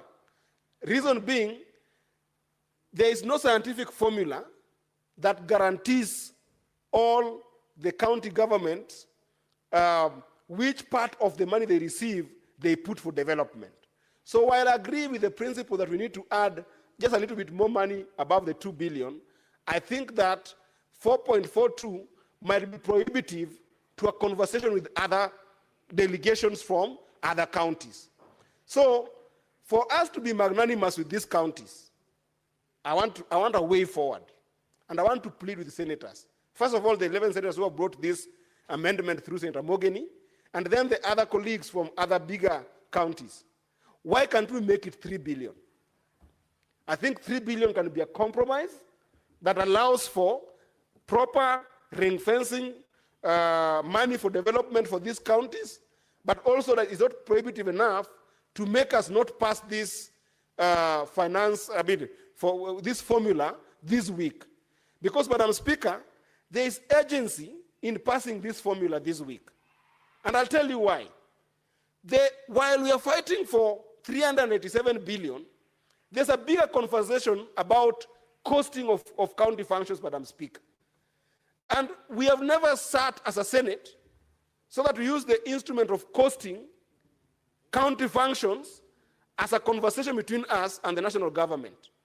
So we need to pass this formula by urgency this week, and then we retreat, prepare, come back to fight with the national government on how much must counties get. The issue of DORA is the next conversation that we must now invite all of us. And when we're going to that table of fighting for that money, Madam Speaker, we must go all of us. We must not have some senators from the 11 counties crying this other side, while the senators from the 36 counties also crying on this other side. We must move together. So I think that togetherness, let us all agree that, yes, the 2 billion is small, but 4.46 might also be on the higher side. Therefore, Madam Speaker, I want to plead with my colleagues. Let us make it 3 billion. And let us not debate it further. Let us sit down, get the 3 billion to these smaller counties, give them the power to be able to run development, reinvest that money for development, and then now we start talking about the 465 billion. That's the bigger cake. Even if we give these counties 3 billion, Madam Speaker, it will barely be enough for development in Lamu. I have passed through the places like Nyamira, Madam Speaker, when I went to visit my brother, Senator Mogeni. Things like water are still a dream to people in those areas. If you're not close to any stream of water, Madam Speaker, then women still wake up very early in the morning in Nyamira. Wake up very early in the morning in Vihiga. I visited Senator Sotsi, Madam Speaker. Wake very early in the morning in the counties of Samburu, Madam Speaker, to go and fetch water. This money won't be enough for them. Even if you were to give them 4.46 billion, Madam Speaker, that won't be enough to solve the problems in Nyamira. It won't be enough to solve the problem in Elgeyo Marakwet. It won't be enough to solve the problems in Embu, Madam Speaker. We were sent here to fight for counties to get resources adequate enough to make the devolved functions work. They cannot work at 405 billion, Madam Speaker. They can only work if we fight to make sure that counties get 465 billion, Madam Speaker. It can't be that yesterday I saw the Minister for Finance, the CS for Finance, talking very proudly about allocation of billions of money to the national government to deal with healthcare, to deal with primary healthcare, to deal with issues of water, and giving the ministry over 100 billion. Yet these counties are left here, Madam Speaker, to fight over 47 billion to deal with a devolved health function. This we cannot accept, Madam Speaker. It cannot be that the Ministry of Water, Madam Speaker, is given more money than counties combined when the entire provision of water if you look at what we call WSPs, water service providers, Madam Speaker, they are rolling in loans, Madam Speaker, without any effort by the national government to save them. Assets have not been transferred to these water service providers, Madam Speaker. They don't even have proper asset registers, because, Madam Speaker, the national government has not agreed, has not accepted to transfer those assets to them, Madam Speaker. The moment we allow that every year we are going to be given budget in this house that keeps on funding devolved functions and funding them to the ministerial department and agencies, Madam Speaker, we are doing a disservice to all these devolved functions, Madam Speaker. If the National Assembly, if the National Treasury want to have a conversation with the Senate that is genuine about making sure that there is service to the people, that conversation must stop at what is the real cost of running functions in this county, Madam Speaker. What is the cost of running policy functions when it comes to healthcare, and cost of running referral hospitals when it comes to healthcare, which are the only two functions given to national government, vis-a-vis running public health issues, running our hospitals, running primary healthcare, Madam Speaker, running SHA. All these things must go to counties. So I want to urge you, Madam Speaker, as I support this amendment, let us quickly move to agree on a position which I have proposed to be 3 billion. Let us support our brothers from smaller counties and then go and fight for more resources. And those resources, Madam Speaker, we must fight for them starting next week.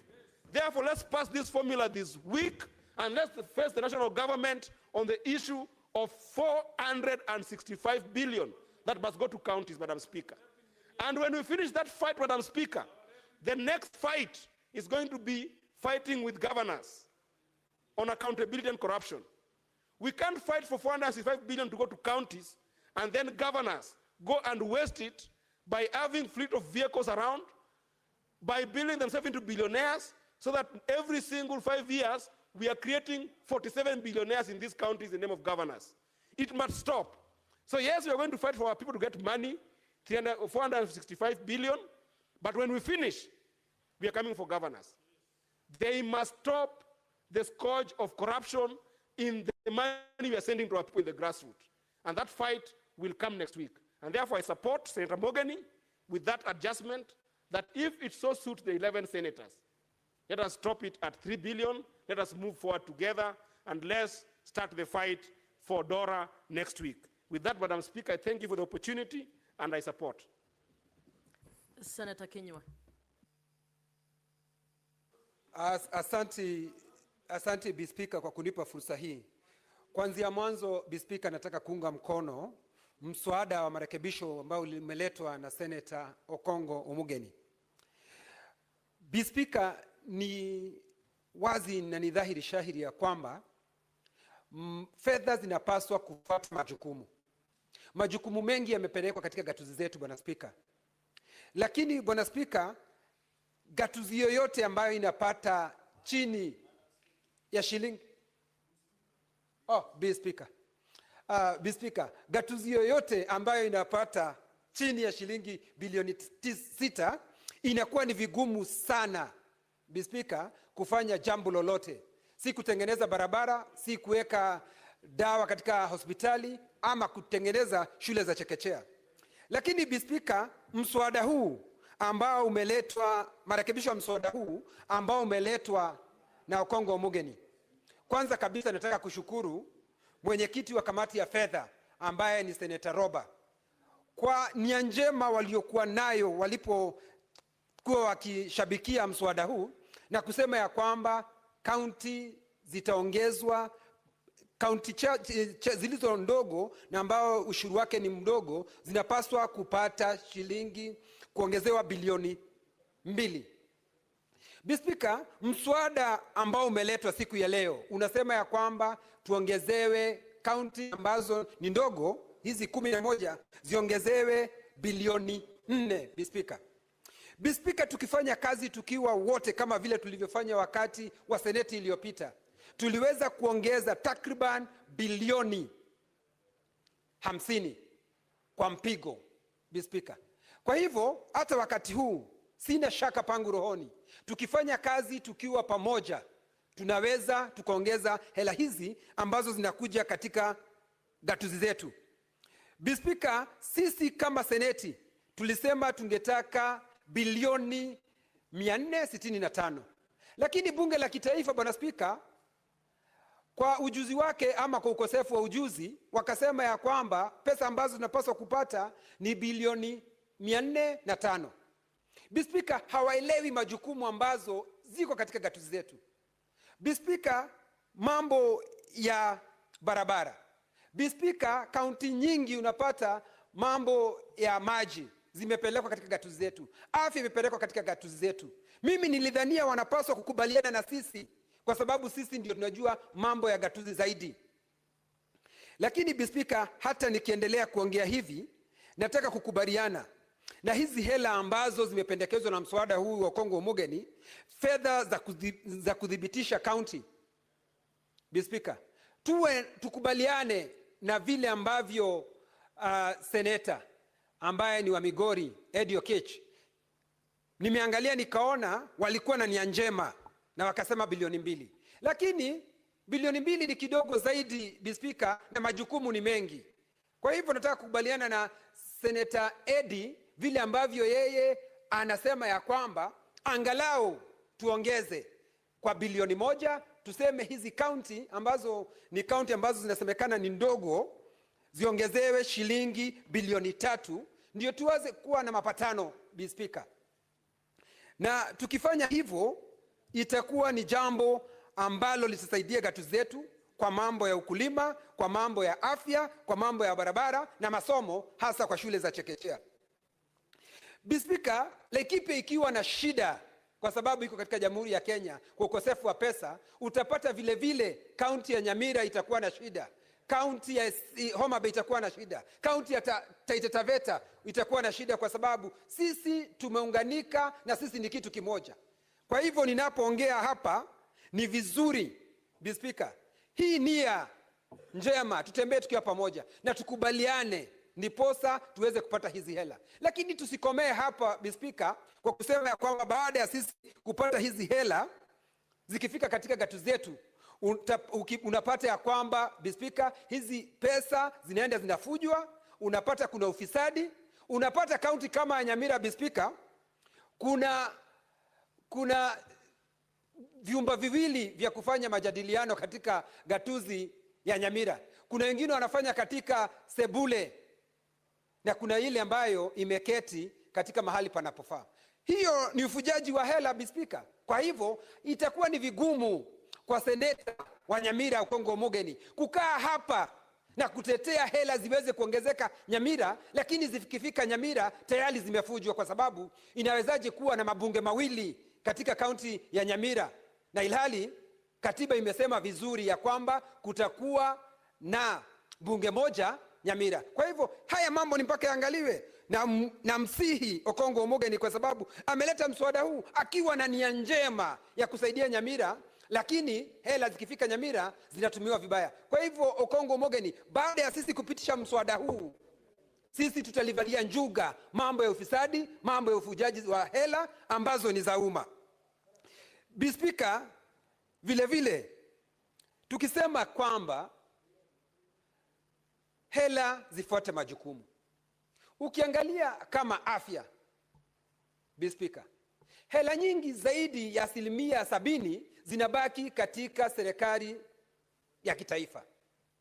Na ukiangalia katika serikali ya kitaifa, mambo ambayo wanashughulikia sana ni policy, na vile vile hospitali za kitaifa ni chache, ni 5. Mfano, kuna Mathare Mental Hospital, kuna Moi Teaching and Referral, kuna Spinal Injury, kuna Kenyatta. Hizo tu ndio hospitali ambazo zimebaki katika serikali ya kitaifa. Kwa hivyo tukisema ya kwamba majukumu yafuatwe na hela, tunamaanisha yale majukumu tayari yamepelekwa katika gatuzi zetu. Speaker, kwa hivyo kwangu mimi, ikiwa tunaweza kukubaliana na tukubaliane halahala ndio kaunti zetu, kwa sababu wakati huu hela haziendi katika kaunti zetu. Tukikubaliana tutaweza kupeleka hela katika gatuzi zetu, kwa sababu Mswahili anasema ngoja huumiza matumbo. Speaker, sasa tukiangalia, ningeomba kamati ambayo inaongozwa na mwenyekiti wa fedha Roba, ningependa kumsihi, lakini hela hizi ambazo tunagawana zikipita kiwango cha shilingi bilioni 415, tuweze kuongeza hela ambazo zinaenda katika hizi gatuzi ambazo zinasemekana ni ndogo, tuweze kupewa bilioni 4.6, Speaker. Kwa hivyo ninasema nini? Ninasema ya kwamba wale seneta watakaoenda katika kutuwakilisha katika ile kamati ya kuleta uwiano, tupeleke maseneta ambao wataweza kukaa ngumu, na ningeomba seneta wa Mandera Roba, kwa sababu yeye amekuwa akishabikia hayo mambo na ana uwezo, ujuzi na amebombea, awe mmoja pale ndio aweze kuenda kuweza kupeleka ujuzi pale, na aweze kuwaambia kinaga ubaga kisa na maana ya sisi katika seneti kutaka hela nyingi, kwa sababu kaunti zote za Jamhuri ya Kenya, Speaker, zinahitaji hela, na hasa hizi kaunti ambazo ni ndogo kama Laikipia, kama Nyamira, kama Elgeyo Marakwet, kama Taita Taveta, kama Kirinyaga, kama Embu. Hizi kaunti, Speaker, zinahitaji majukumu, kwa sababu zinahitaji hela ndio ziweze kujikimu na majukumu waliopewa waweze kuyafanya, Speaker. Kwa hivyo, Speaker, siku ya leo mimi nataka kuunga mkono mswada huu. Speaker, nimeketi nikasikia kwamba ati kuna kaunti ambazo zinaokota ushuru mwingi, kwa hivyo hapati kupewa hela. Mfano Laikipia, kwa sababu sisi tunaokota ushuru mwingi, hatupaswi kupewa hela zaidi. Bwana Speaker, huwezi ukamkata mtu mkono kwa kazi aliyoifanya nzuri. Sisi tunafanya kazi nzuri ya kuweza kuokota ushuru mwingi. Kwa hivyo katika asilimia fulani inapaswa iongezwe kwa wale ambao majukumu yao kama ni kuokota ushuru, tunafanya hivyo kwa ustadi, Speaker. Lakini si kutukemea na kutukejeli kwa sababu sisi tumeweza kuokota ushuru mwingi, alafu ukifika katika seneti unapata katika seneti hii ndio inatumia nguvu zake. Kwa hivyo nakurai mwenyekiti wa kamati, mkirudi katika kamati, kuangaliwe asilimia iongezwe kwa wale ambao wanafanya kazi kwa ustadi, lakini si kuzawadi umaskini, kusema ya kwamba wale ni maskini na wamekuwa katika gatuzi hizi, ati wale asilimia yao kubwa ni umaskini, ati wapewe hela nyingi kwa sababu wale ni maskini, ilhali wamekuwa katika gatuzi kwa miaka hiyo zaidi ya 12. Kwa hivyo, Speaker, tunapaswa kuwa tuwatunze, kuwapa heko wale wanaofanya kazi ambayo wanapaswa kufanya. Speaker, nikimalizia nasema nataka kuunga mkono. Speaker. Order, Senator Halwale. Your conversation is so loud.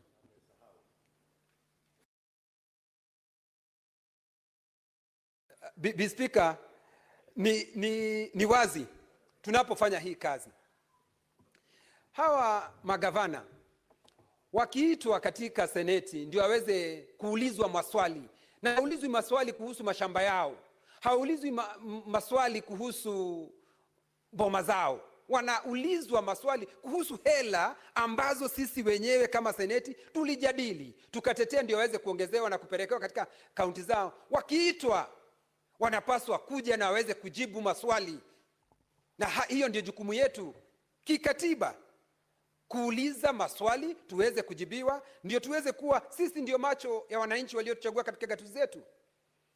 Maseneta wengine wakiitwa wanaona, magavana wengine wakiitwa wanaona wao ni kama miungu wa gatuzi walizotoka. Wanapaswa kuwajibika, Speaker, na kujibu maswali yale ambao wameulizwa katika seneti hii. Speaker, itakuwa ni kinaya kwetu sisi kuja hapa kuteta na kusema pesa inapaswa kuongeza, lakini baada ya wao kupata zile hela inakuwa sasa hawezi kuja, wakiitwa ndio waweze kuwajibika katika seneti hii. Kwa hivyo Bi Speaker, siku ya leo, kwa sababu hili ndilo jukumu kwetu kubwa sana kama seneti, kulinda na kutetea gatuzi zetu. Lakini ikiwa kazi yetu itakuwa tu ni kutetea gatuzi zetu, lakini baada ya wao kupata zile hela, basi inakuwa ni vigumu tena sana wao kuja hapa kwetu. Lakini Bi Speaker, nataka kusema ya kwamba kwa sababu nia imeonekana njema, hii nia njema ni ya kwamba na nataka kupongeza mwenyekiti na kamati yake. Wamesema ya kwamba hawataki kaunti yoyote ibaki nyuma. Sisi sote tunapaswa kutembea pamoja. Na kwa sababu ya huo upendo na hiyo nia njema, tunawapongeza. Na sasa marekebisho yaliyoletwa na Senator Okongo Omugeni, ninaomba kamati, naomba bunge hili, naomba na wasihi, tafadhali tupigie kura hayo marekebisho, ndio hizi kaunti ambazo zinapata hela chache ziweze kupata hela ambazo zinaweza kukimu zile kaunti. Lakini nimwambie Senator wa Embu, nimwambie Senator wa Kirinyaga, nimwambie Senator wa Elgeyo Marakwet, nimwambie Senator wa Tana River, na nimwambie Senator wa Nyamira, hizi hela tunazozitetea hapa zikiongezwa, magavana ambao hizo kaunti hela zinaenda wanapaswa kuwajibika.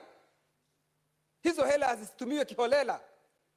Hizo hela zitumiwe kwa kazi ambayo inafaa, kazi ya kuimarisha maisha ya wananchi wa gatuzi hizo. Hizo pesa hatuwapatii ndio waweze kujitajirisha wenyewe, ama pesa yao ya mfuko ndio mtu anatembea katika ile gatuzi. Mfano Laikipia, governor wa Laikipia anatembea Rumuruti, anatembea Ormoran, anatembea Doldor, huku akipeana pesa kiholela. Hizi pesa ni za maendeleo, hizi pesa ni za kuimarisha uchumi, hizi hela ni za kuimarisha uchumi katika gatuzi ambako hizo kaunti tunazipeleka hizo pesa. Hatutakubali Okongo Omugeni senior council, hatutakubali Eddie Oketch, kwa sababu mimi nikubaliana na vile ulivyosema, vile ambavyo umesema bilioni 3. Lakini hizi hela zikitumiwa vibaya, tutakataa leo, tutakataa kesho, mtondogo na hata milele. Kwa hivyo nikimalizia, Bi Speaker, niseme naunga mkono marekebisho yaliyoletwa na Senator Okongo Omugeni, na vile vile yale mambo ambayo Senator Eddie, kwa sababu yeye ni mwanakamati wa fedha, ule mwelekeo na ujuzi. Mimi sikudhania Eddie ana ule ujuzi wa hela vile alivyoelekeza hayo maneno hapa. Mimi nataka kusema ule ujuzi ambao amesema hapa, sijui kama Okongo Omugeni alimsikia, kwa sababu amesema badala ya bilioni 4 na si 2, akasema akaja akasimama katikati. Nikaona werendi alionao. Na kwanza pole kwa sababu kumpoteza yule kijana barubaru ambaye ameuawa na hawa wakora ambao wanasema ni maafisa wa polisi, lakini wao ni wakora ambao wamemuua kijana huyo. Nasema pole, na tutasimama wima kutetea haki katika Jamhuri ya Kenya. Lakini tena nirudie, kwa sababu hapa ndipo nina uchungu. Hela hizi tunazopeleka katika gatuzi zetu, Bi Speaker, hizi hela tutazilinda kwa hali na mali, kwa uhai wetu na damu yetu. Kwa sababu ni uchungu, Bi Speaker, tunakaa hapa tunaongea kuhusu hela, hatimaye hizi hela zikienda katika gatuzi zetu zinaingia kwa mifuko ya watu. Okongo Omugeni, ningekuomba Okongo Omugeni, yes, I want to be informed. Proceed.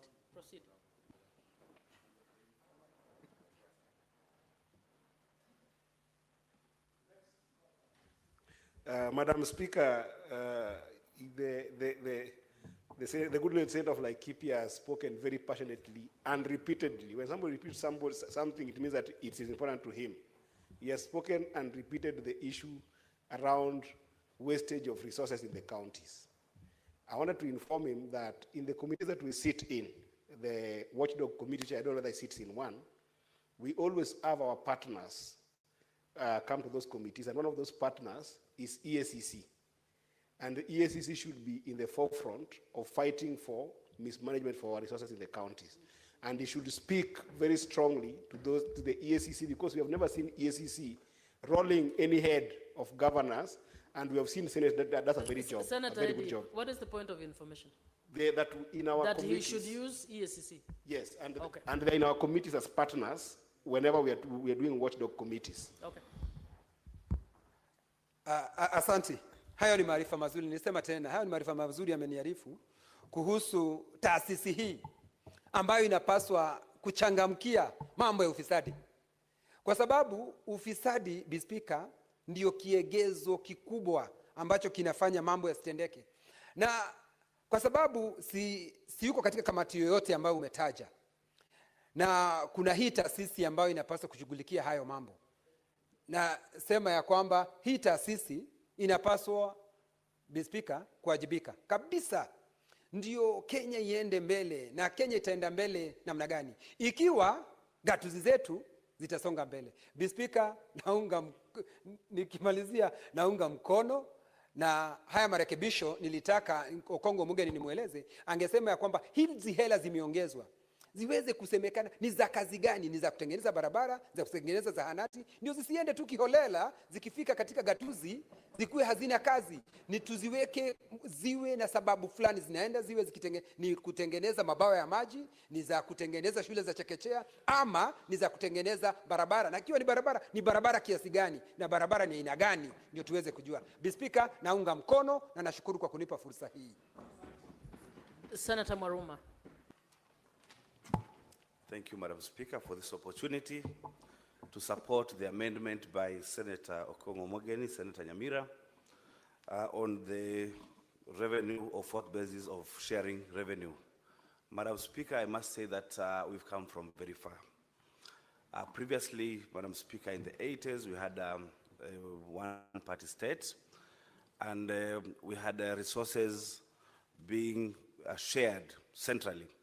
In 1965, Madam Speaker, there was the sessional paper number 1 that stated that we have gotten independence. How do we share our resources to ensure that we get development and fast, speedy economic growth? Madam Speaker, according to sessional paper number 1, resources were sent to areas with high potential, Madam Speaker, areas with rainfall and fertile soils. There were areas, Madam Speaker, that were left behind in terms of development, and these areas mainly were in the lower eastern, coastal region, and the northern frontier district, Madam Speaker, the northeastern region. In 2003, Madam Speaker, we saw the passage of national government CDF, where we saw some semblance of redistribution of resources through the CDF, where we had money going to constituencies, although largely, Madam Speaker, the members of National Assembly have misused that fund, and they have become like implementers, and thanks to the courts of law, which have pronounced themselves that this money really should not be used or applied by the members of National Assembly, because then they are not implementers of projects and programs, Madam Speaker, and that is only the executive that is supposed to implement projects. Madam Speaker, the clamor for a new constitution started after the repeal of Section 2A in 1992, and in 2005, Madam Speaker, there was an attempt to change the constitution, but why that constitution did not go through was because there was no devolution. And some of us who are coming from the coastal region of Kenya, we wanted, in fact, majimbo or regionalism. But the people who are making the constitution felt that would be balkanizing our country into 8 former provinces. And so that constitution did not see the light of the day. And we saw the advent of movements like the Orange Democratic Movement, And in 2010, Madam Speaker, we gave ourselves a new constitution that saw, to a great extent, redistribution of resources, Madam Speaker, where we had money coming from the center, that is Nairobi, to the counties, Madam Speaker. Madam Speaker, I must say that the counties were too small and they are largely not viable. In 2020, Madam Speaker, some of us who felt that our counties are too small and unviable really supported the Building Bridges initiative, which one of the suggestions was that we reduce the counties to 14. That clause did not see the light of the day, and it was removed at the initial stages of BBI. And later on, we said, let's remain with the 47, but then let's increase the money to the counties to at least at 35%. The rest, Madam Speaker, is history, because then BBI itself did not go through because of the courts declared it being unconstitutional, Madam Speaker. The best thing, Madam Speaker, that we gave ourselves as Kenyans in the 2010 Constitution was devolution. Some of our counties are very small, Madam Speaker. In Taita Taveta, we have only 384 people, and the registered voters around 160,000, whereas such a number in the central, in some constituencies, central like Ruiru, Madam Speaker, they have over 200,000 voters per constituency. That in our county is just the whole county. So, Madam Speaker, to get resources, we are being asked, so how many votes are you bringing on the table so that we can give you development? And the votes really are really few. So, Madam Speaker, in the advent of devolution, we thought that we have a panacea to the problems that were existing in our county.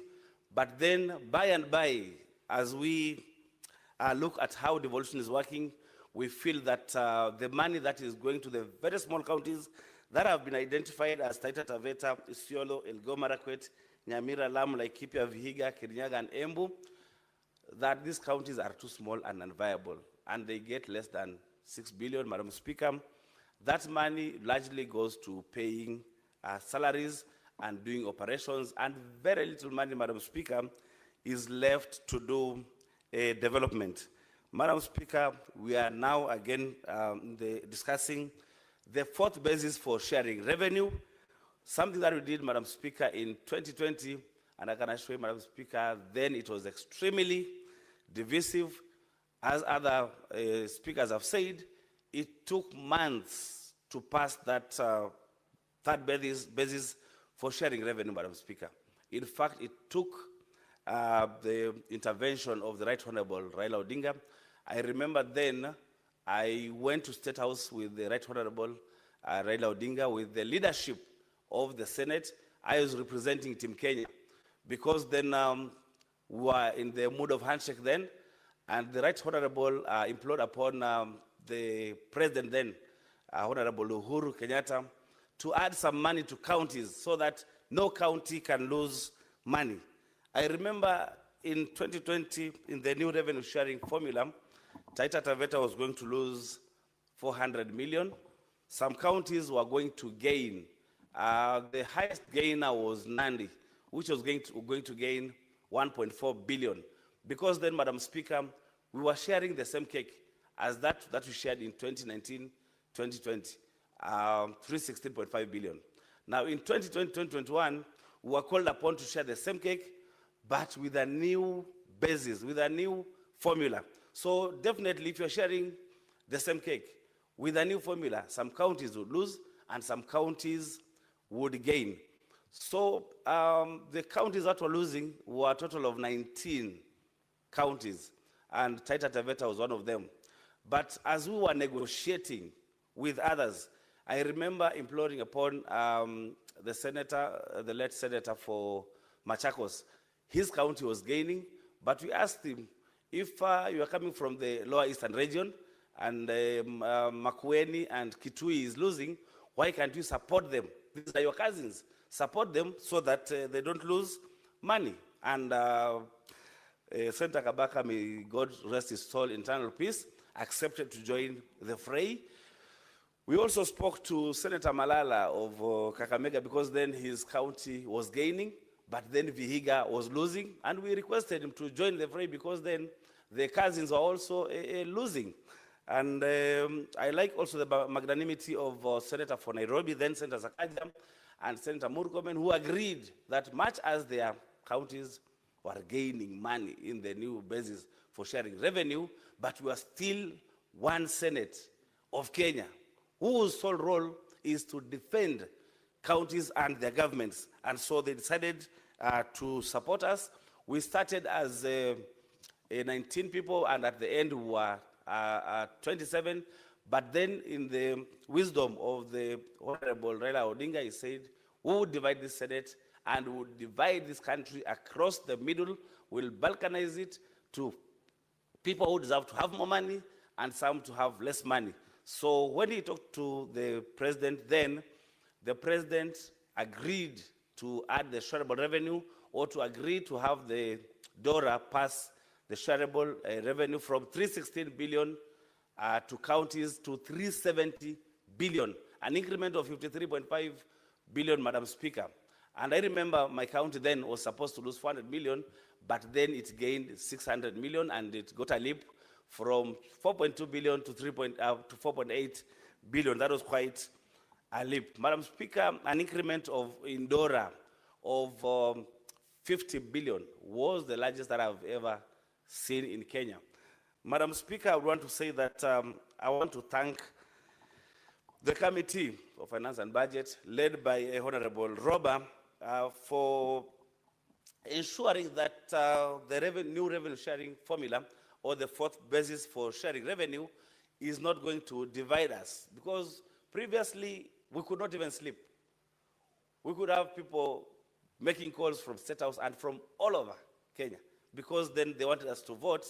I remember my governor calling me, telling me that, don't worry, you'll not lose money this year, you lose it next year, and told him, rubbish. How can you agree we lose 400 million, yet when you lose 400 million, we are losing it for 5 years. That is 2 billion. So there's nothing like that. But I'm happy that the Committee of Finance and Budget has agreed to hold counties harmless by making sure that we share 387.5 billion to all the counties using the third basis of sharing revenue, and then the additional amount which will be determined by DORA be shared using the new basis. Madam Speaker, even when we use the new basis to share revenue, Taita Taveta will only get a leap from 5.0 billion to 5.25 billion, which is quite some little money. Through negotiation, through discussions, through seducing the members of the Finance Committee, guys, order. Let's listen. they agreed to put 2 billion. That then would ensure that the small counties, the 11 counties in question, get at least some little money on top, and that, Madam Speaker, is taking Taita Taveta at 5.3 billion. Still, that is very little because our wage bill is at 56%, Madam Speaker. Even if we add that around 250 million, still would be much below what we require to do development. Development expenditure, Madam Speaker, what is in the budget for development for Taita Taveta is 1 billion. So even if you add the 300 million, it would just be 1.3 billion. Madam Speaker, we would want to push this money to go to 6 billion. That was our view. But even as we fight for 6 billion for the small counties, I'm agreeable to the discussants and the contributors who have contributed to this motion that if we add on top of the 2 billion, 2.6 billion to make it 4.6 billion, then Taita Taveta County will get 400 million on top, and that would take us to 5.7 billion, still a far cry from 6 billion, but it is much better. So, Madam Speaker, I would like to thank Senator Okongo Mogeni for bringing this motion over to amend so that we add 2.6 2.6 billion more, because at the counties there are so many things that we want to do as governments. For example, Madam Speaker, counties need to do budgets that are predictable. Right now, if we have some counties losing money, then, Madam Speaker, will not achieve the objectives of our budgets. Most counties have CBAs for doctors that are waiting for this basis to pass, for the new budget to pass, for the new DORA to pass, so that the CBAs can be honored, and so that we stop our medics from going on strike and tampering with service delivery in the counties, Madam Speaker. All the county workers, Madam Speaker, require a pay rise, given that our government has been adding taxes over one tax over another one. Right now they have SHA, they have NSSF that has been enhanced. They have, Madam Speaker, the new housing levy, which, Madam Speaker, largely is being used, I would say, unconstitutionally, because there was no public participation that the housing levy would be used to fix Nairobi River. There was no public participation that the housing levy would be used to build the markets. There was no public participation to the effect that the housing levy would be used to build roads, as has been said by none other than the head of state, Madam Speaker. So these people require to have enhanced salaries, so that for those, because of the taxes, because of the new taxes, have had their salaries go to below a third, which is constitutional, and they are causing their employers pecuniary embarrassment, and they are infringing on the laws of employment, Madam Speaker. They require a salary increment. They'll only get a salary increment if, Madam Speaker, we get that paltry 4.6 billion for the small counties, Madam Speaker. Madam Speaker, if we get in DORA 387.7 billion, Madam Speaker, we're getting 5.066 billion. With the new basis and 4 or 5 billion, as has been passed by the National Assembly, we are getting 5.3 billion. But if we fight, Madam Speaker, to get 465 billion, then Taita Taveta County would go to 6.149 billion. So we must continue fighting, Madam Speaker, so that in DORA we pass 465 billion. That has been suggested by the Senate, Madam Speaker. I have said already that our wage bill is at 54% as Taita Taveta County, and 54% and 11% for the County Assembly. We are remaining with very slim resources to do development, Madam Speaker. Talking about OSR, which is one area that we can leverage on so that we can get some development, our OSR has been hampered by the national government refusing to disburse royalties to Taita Taveta. There's a lot of money that has been collected in terms of royalties, Madam Speaker, but has not been disbursed to our county, and so our all-source revenue is still below par. Madam Speaker, we're also clamoring for a share of the Savo National Park. None other than the President had suggested or had decreed that we get 50-50 revenue sharing with KWS. But, Madam Speaker, that is not forthcoming. We have followed it up through a motion in this Senate. I've followed it up through a statement in this Senate, Madam Speaker, but nobody seems to be helping us implement the executive edict by the President to ensure that we get 50-50 revenue sharing from KWS, Madam Speaker. So I would like to say that our counties are small. Corruption notwithstanding, even with the small money, we are not able to do much. And I would like to say this, that the members of National Assembly, and I don't know what's wrong with them, because the money coming or being devolved to the counties is going to people in their constituencies. Why are they so hell-bent in passing very little money to go to the counties? And after all, some of them even want to be governors. We have had many MPs who have become governors. The MP for Darakanidhi, The MP for Vihiga has been a member of parliament. Why is this problem? What is the problem? They pass very little money to go to the counties, and when they go to become governors again, they find very little money. They cannot do much. So, Madam Speaker, let us fight. Finally, let us fight to ensure that we get 465 billion as shareable revenue to our counties. And over and above, I implore fellow senators to ensure that we get the 2.6 billion. But as Senator Okech is suggesting, even if you are to give and take some little amount, would not be so averse to it. But Madam Speaker, I want to implore all the senators to support this amendment brought up by Senator Fonyamira, Senior Counsel Kongo Mogeni, so that our counties really can get development. Madam Speaker, I would like to submit and support that amendment. Thank you. Senator Murango. Asante sana mstahiki Speaker kwa kunipa nafasi.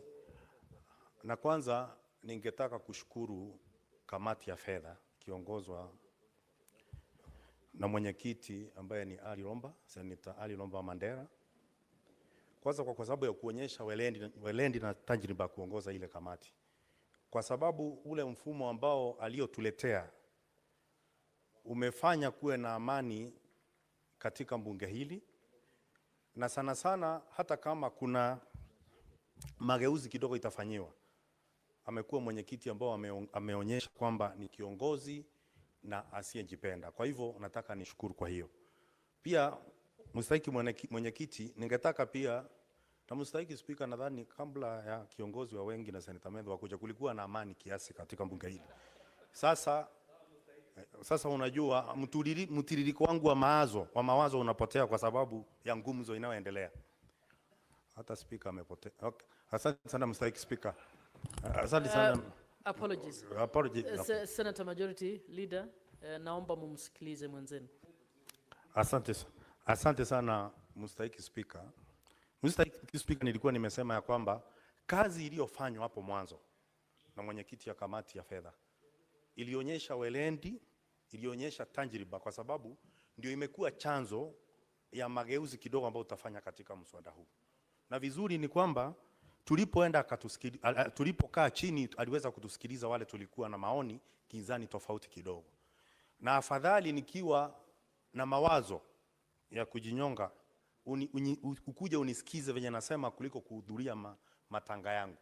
Ametufanya hivi kama wale ambao wanatoka katika zile kaunti ndogo ndogo, na katika hekima ya wakili Okongo Omogeni, Senator wa Kisii, Nyamira, amekuja na mageuzi kambambe ambayo itahakikisha ya kwamba tunamalizana na mfumo mpya bila kuwa na taswishi ama kelele zozote, bila pia kubadilisha ule mfumo ambao kamati ya fedha iliongozwa na Senator Lomba imeleta. Mstahiki Speaker, sababu kubwa ambayo tulikuwa tunaomba hii mageuzi ni kwamba zile vigezo ambazo zilitumika katika ugavi wa fedha mwaka huu, kwamba nyingi sana zilikuwa hizi kaunti ndogo ndogo zilikuwa hasingeweza kufaidika kwa kiwango kubwa sana. Kama vile ukubwa, kaunti ndogo si kubwa. Wingi wa watu, kaunti ndogo of course itakuwa haina watu wengi. Itakuwa na uzito wa watu katika sehemu fulani, lakini haitakuwa na watu wengi. Katika kiwango cha ufukara pia wengi kama Kirinyaga hatukuwepo. Kwa hivyo baada ya kusikizana tumeweza kujenga ukuruba na ushuhumba ya kwamba tunapokuja kutetea ama wakati bunge litakaoendelea kujadili mfumo hakutakuwa na shida yoyote kuupitisha. Mstahiki Speaker, hata kama nasema hivyo, kuna kitu ningetaka kumwambia gavana wangu, Gavana Kirinyaga Anne Waiguru, kwamba saa hii tunapopigania huu mfumo mpya ili tuweze kupeleka pesa katika gatuzi zote za Kenya, na mojawapo ni gatuzi la Kirinyaga. Saa hii sisi sana sana tukuangi na shida yote. Sisi ni tingatinga. Juba la Sedeti linatumiwa na gavana kama tingatinga. Kazi yetu ni kubomoa mlima. Barabara inapopatikana tunawekwa juu ya roli tusiharibu barabara. Ndio ukienda sana utasikia hakuna siku ama uende katika gatuzi nyingi, seneta kija pale na aseme anataka jambo fulani lifafanuliwe, unapata tunaanza kuwa maadui na gavana wetu. Ningetaka kuambia gavana, katika shamba la mpunga la Mwea, barabara toka wakati wa ukoloni na tukapata uhuru hazijawahi tengenezwa. Sasa hivi katika mfumo mpya ambao tumeujadili na kusikizana na kujenga ushumba na jumba la seneti, ni kwamba Kirinyaga itakuja ipate zaidi ya milioni 300 juu. Ningemwomba kwamba fedha hizi zikifika katika eneo lile, na ningeomba seneti tuweze kuzikuweka kwamba zile fedha zikienda zinafanya kazi gani. Kama ni Kirinyaga, pesa zikiongezewa ziweze kuangalia zile barabara za shamba la mpunga la Mwea ambao wakulima wamekuwa wakiogelea kuliko kutembelea, kwa sababu yote kukinyesha inakuwa ziwa na zingine zinakaa maandaki ambayo inatumika na jeshi letu la Kenya. Kwa hivyo ningemwomba hizi pesa zinapokuja zaidi ya milioni 200, gavana, ziweke katika mfumo na kutengeneza miundo mbinu katika gatuzi la Kirinyaga. Tengeneza barabara za Mwea, pesa zimeongezewa. Mbeleni sababu ilikuwa ni kwamba hauna pesa. Na unajua mstahiki Spika, mtu akikwambia kwamba mimi nimeshika chura kwa mkia nikamrusha, hiyo ni uongo. Sasa hakutakuwa na sababu ya kushika chura kwa mkia, kwamba pesa ikimfikia barabara zijengwe, hospitali ziwekwe dawa. Na ningeuliza pia wakilishi wandi sana kutoka eneo la Mwea, kwa sababu kuna muhunzi na mfyatua moto. Sisi ni waunzi, tushamtengenezea, na nyinyi mwende mfyatue moto wakati mnatengeneza bajeti. Pesa ambayo seneta kama mimi na wenzetu tumengangania zimekuja, muhakikishe kwamba zimefanya kazi vilivyo.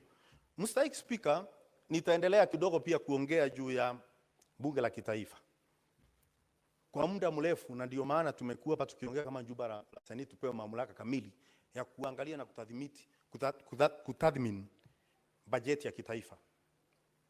Unajua, tunapoenda kwa bunge la kitaifa kuomba na kusema kwamba seneti tumepitisha sheria ndora, tunataka bilioni 465.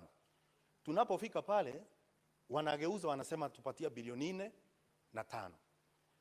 Na sababu kubwa utasikia wakisema ya kwamba eti kuna wizi wa fedha katika kaunti zetu, ambao ni kweli. Lakini pia katika mfumo mzima wa pesa ambao inaitwa CDF pia kuna wizi wa pesa. Lakini nyani, unajua honi kundule. Lakini kamati ya maridhiano inaenda kukaa chini, lazima waende wajifunge kibwebwe na wajue ya kwamba wao wenyewe watakambiliana namna gani. Kwa sababu katika kongamano la kutafuta dawa ya malaria, Mstahiki Spika, ukimwalika mbu hakuna suluhisho atakuja nalo, kwa sababu yeye ndio jawabu la shida ya malaria ambayo iko hapo. Bunge la kitaifa ni kama kualika mbu katika kongamano la kutafuta dawa ya malaria, kwa sababu ndio wamekuwa shida kubwa kwa ugatuzi wa kutunyima zile fedha zetu. Mstahiki Spika, lakini tunafaa tujue ya kwamba nguvu ya kutengeneza mvua ikipewa muuza mwavuli hakutakesha mvua, kwa sababu kila wakati atataka nafasi nzuri ya kuuza mwavuli. Hata nakuwa kwenye biashara. Leo hili nguvu ya kutengeneza mvua imepewa bunge la kitaifa, na ndio maana kila siku kunanyesha machozi ya fedha kutofika katika gatuzi zetu. Na kwa hivyo hata tukiongea hapa mpaka na sisi tujifunge kibwembwe. Hizi shida tumekuwa nazo kwa muda. Miaka kama 5 imeisha, bado tulikuwa tunang'ang'ana na bunge la kitaifa. Na unajua Mstahiki Spika, ukiwa katika msitu uone mti moja mara mbili ujue kwamba umepotea. Hata sisi bunge la kitaifa, bunge la seneti, tunapokaa hapa na kumbweka wakati nadhani unafika ambao tunafaa kuuma. Kumbuka hata mbwa ambwekae bila kuuma hakuna siku anapewa heshima.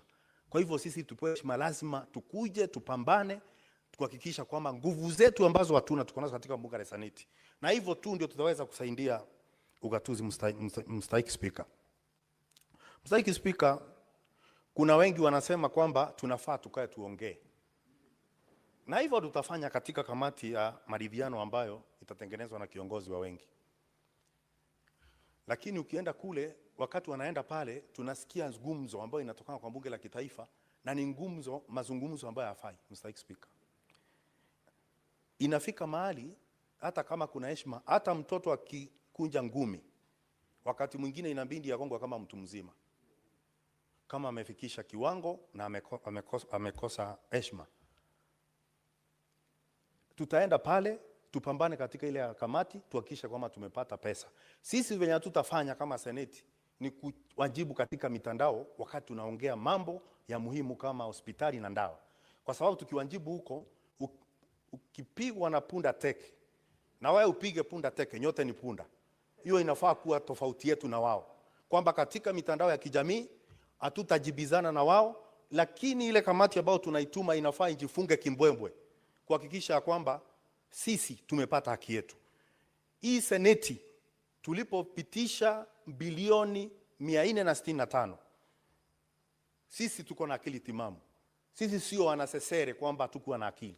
Sisi sio vikaragosi.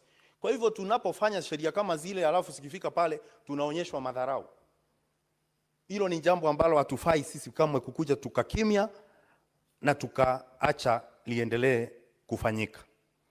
Mstahiki Spika, kuna jambo lingine nataka kumalizia. Nimeona kwa muda wale wakilishi wandi katika gatuzi nyingi ikiwemo ile kaunti ya Kirinyaga wameongea na wamesitiza kwamba wanataka fedha zaidi ili iweze kwenda katika zile gatuzi zao, katika zile wandi zao. Njia moja ambayo ningewahakikishia ni kwamba sasa pesa tunaongezea. Ile sababu ambayo ilikuwepo hapo awali ya kwamba pesa hamna, sasa hamna tena hiyo sababu. Kwa hivyo mimi nawaambia tunapopitisha mfumo mpya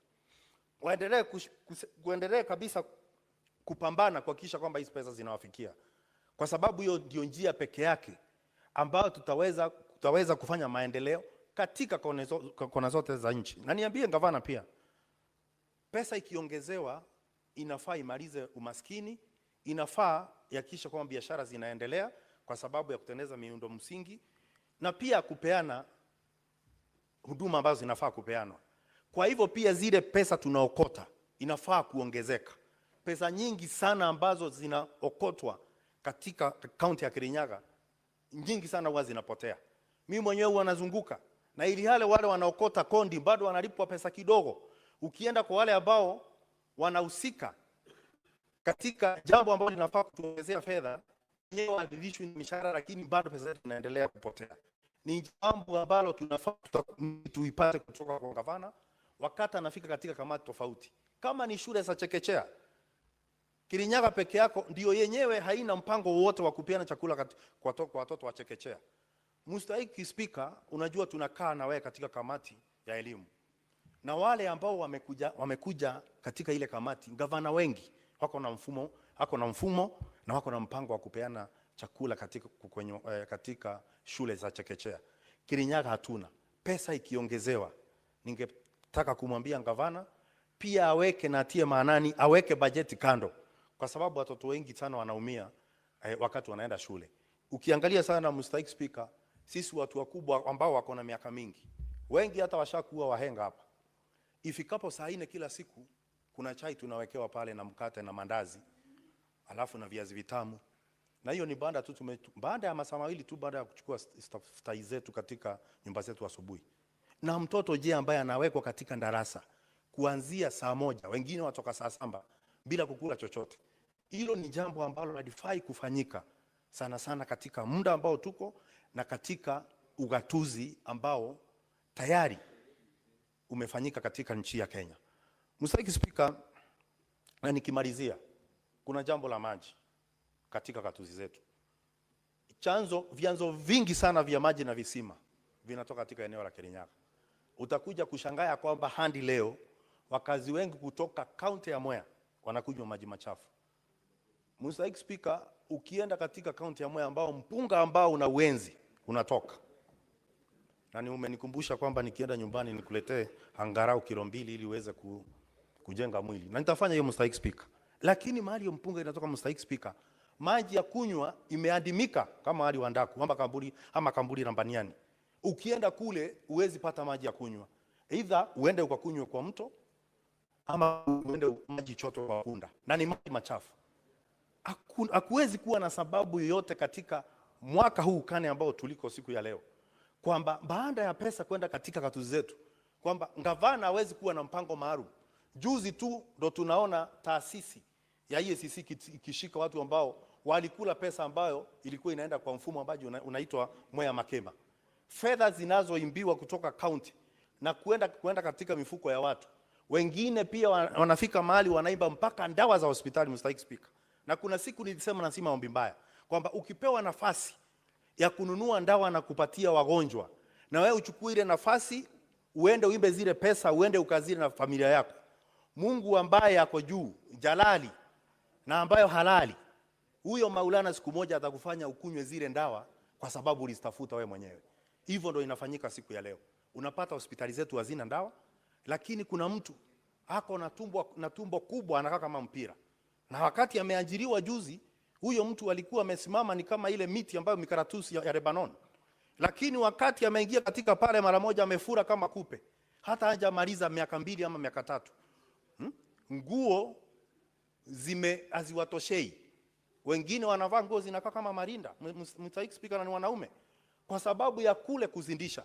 Maskini anapoamka kukimbia asubuhi kwenda kutafuta lishe, naye Mungu anafanya watoke asubuhi wakimbie kupunguza sukari na pressure na kupunguza uzito. Hiyo ndio mambo ya Mungu.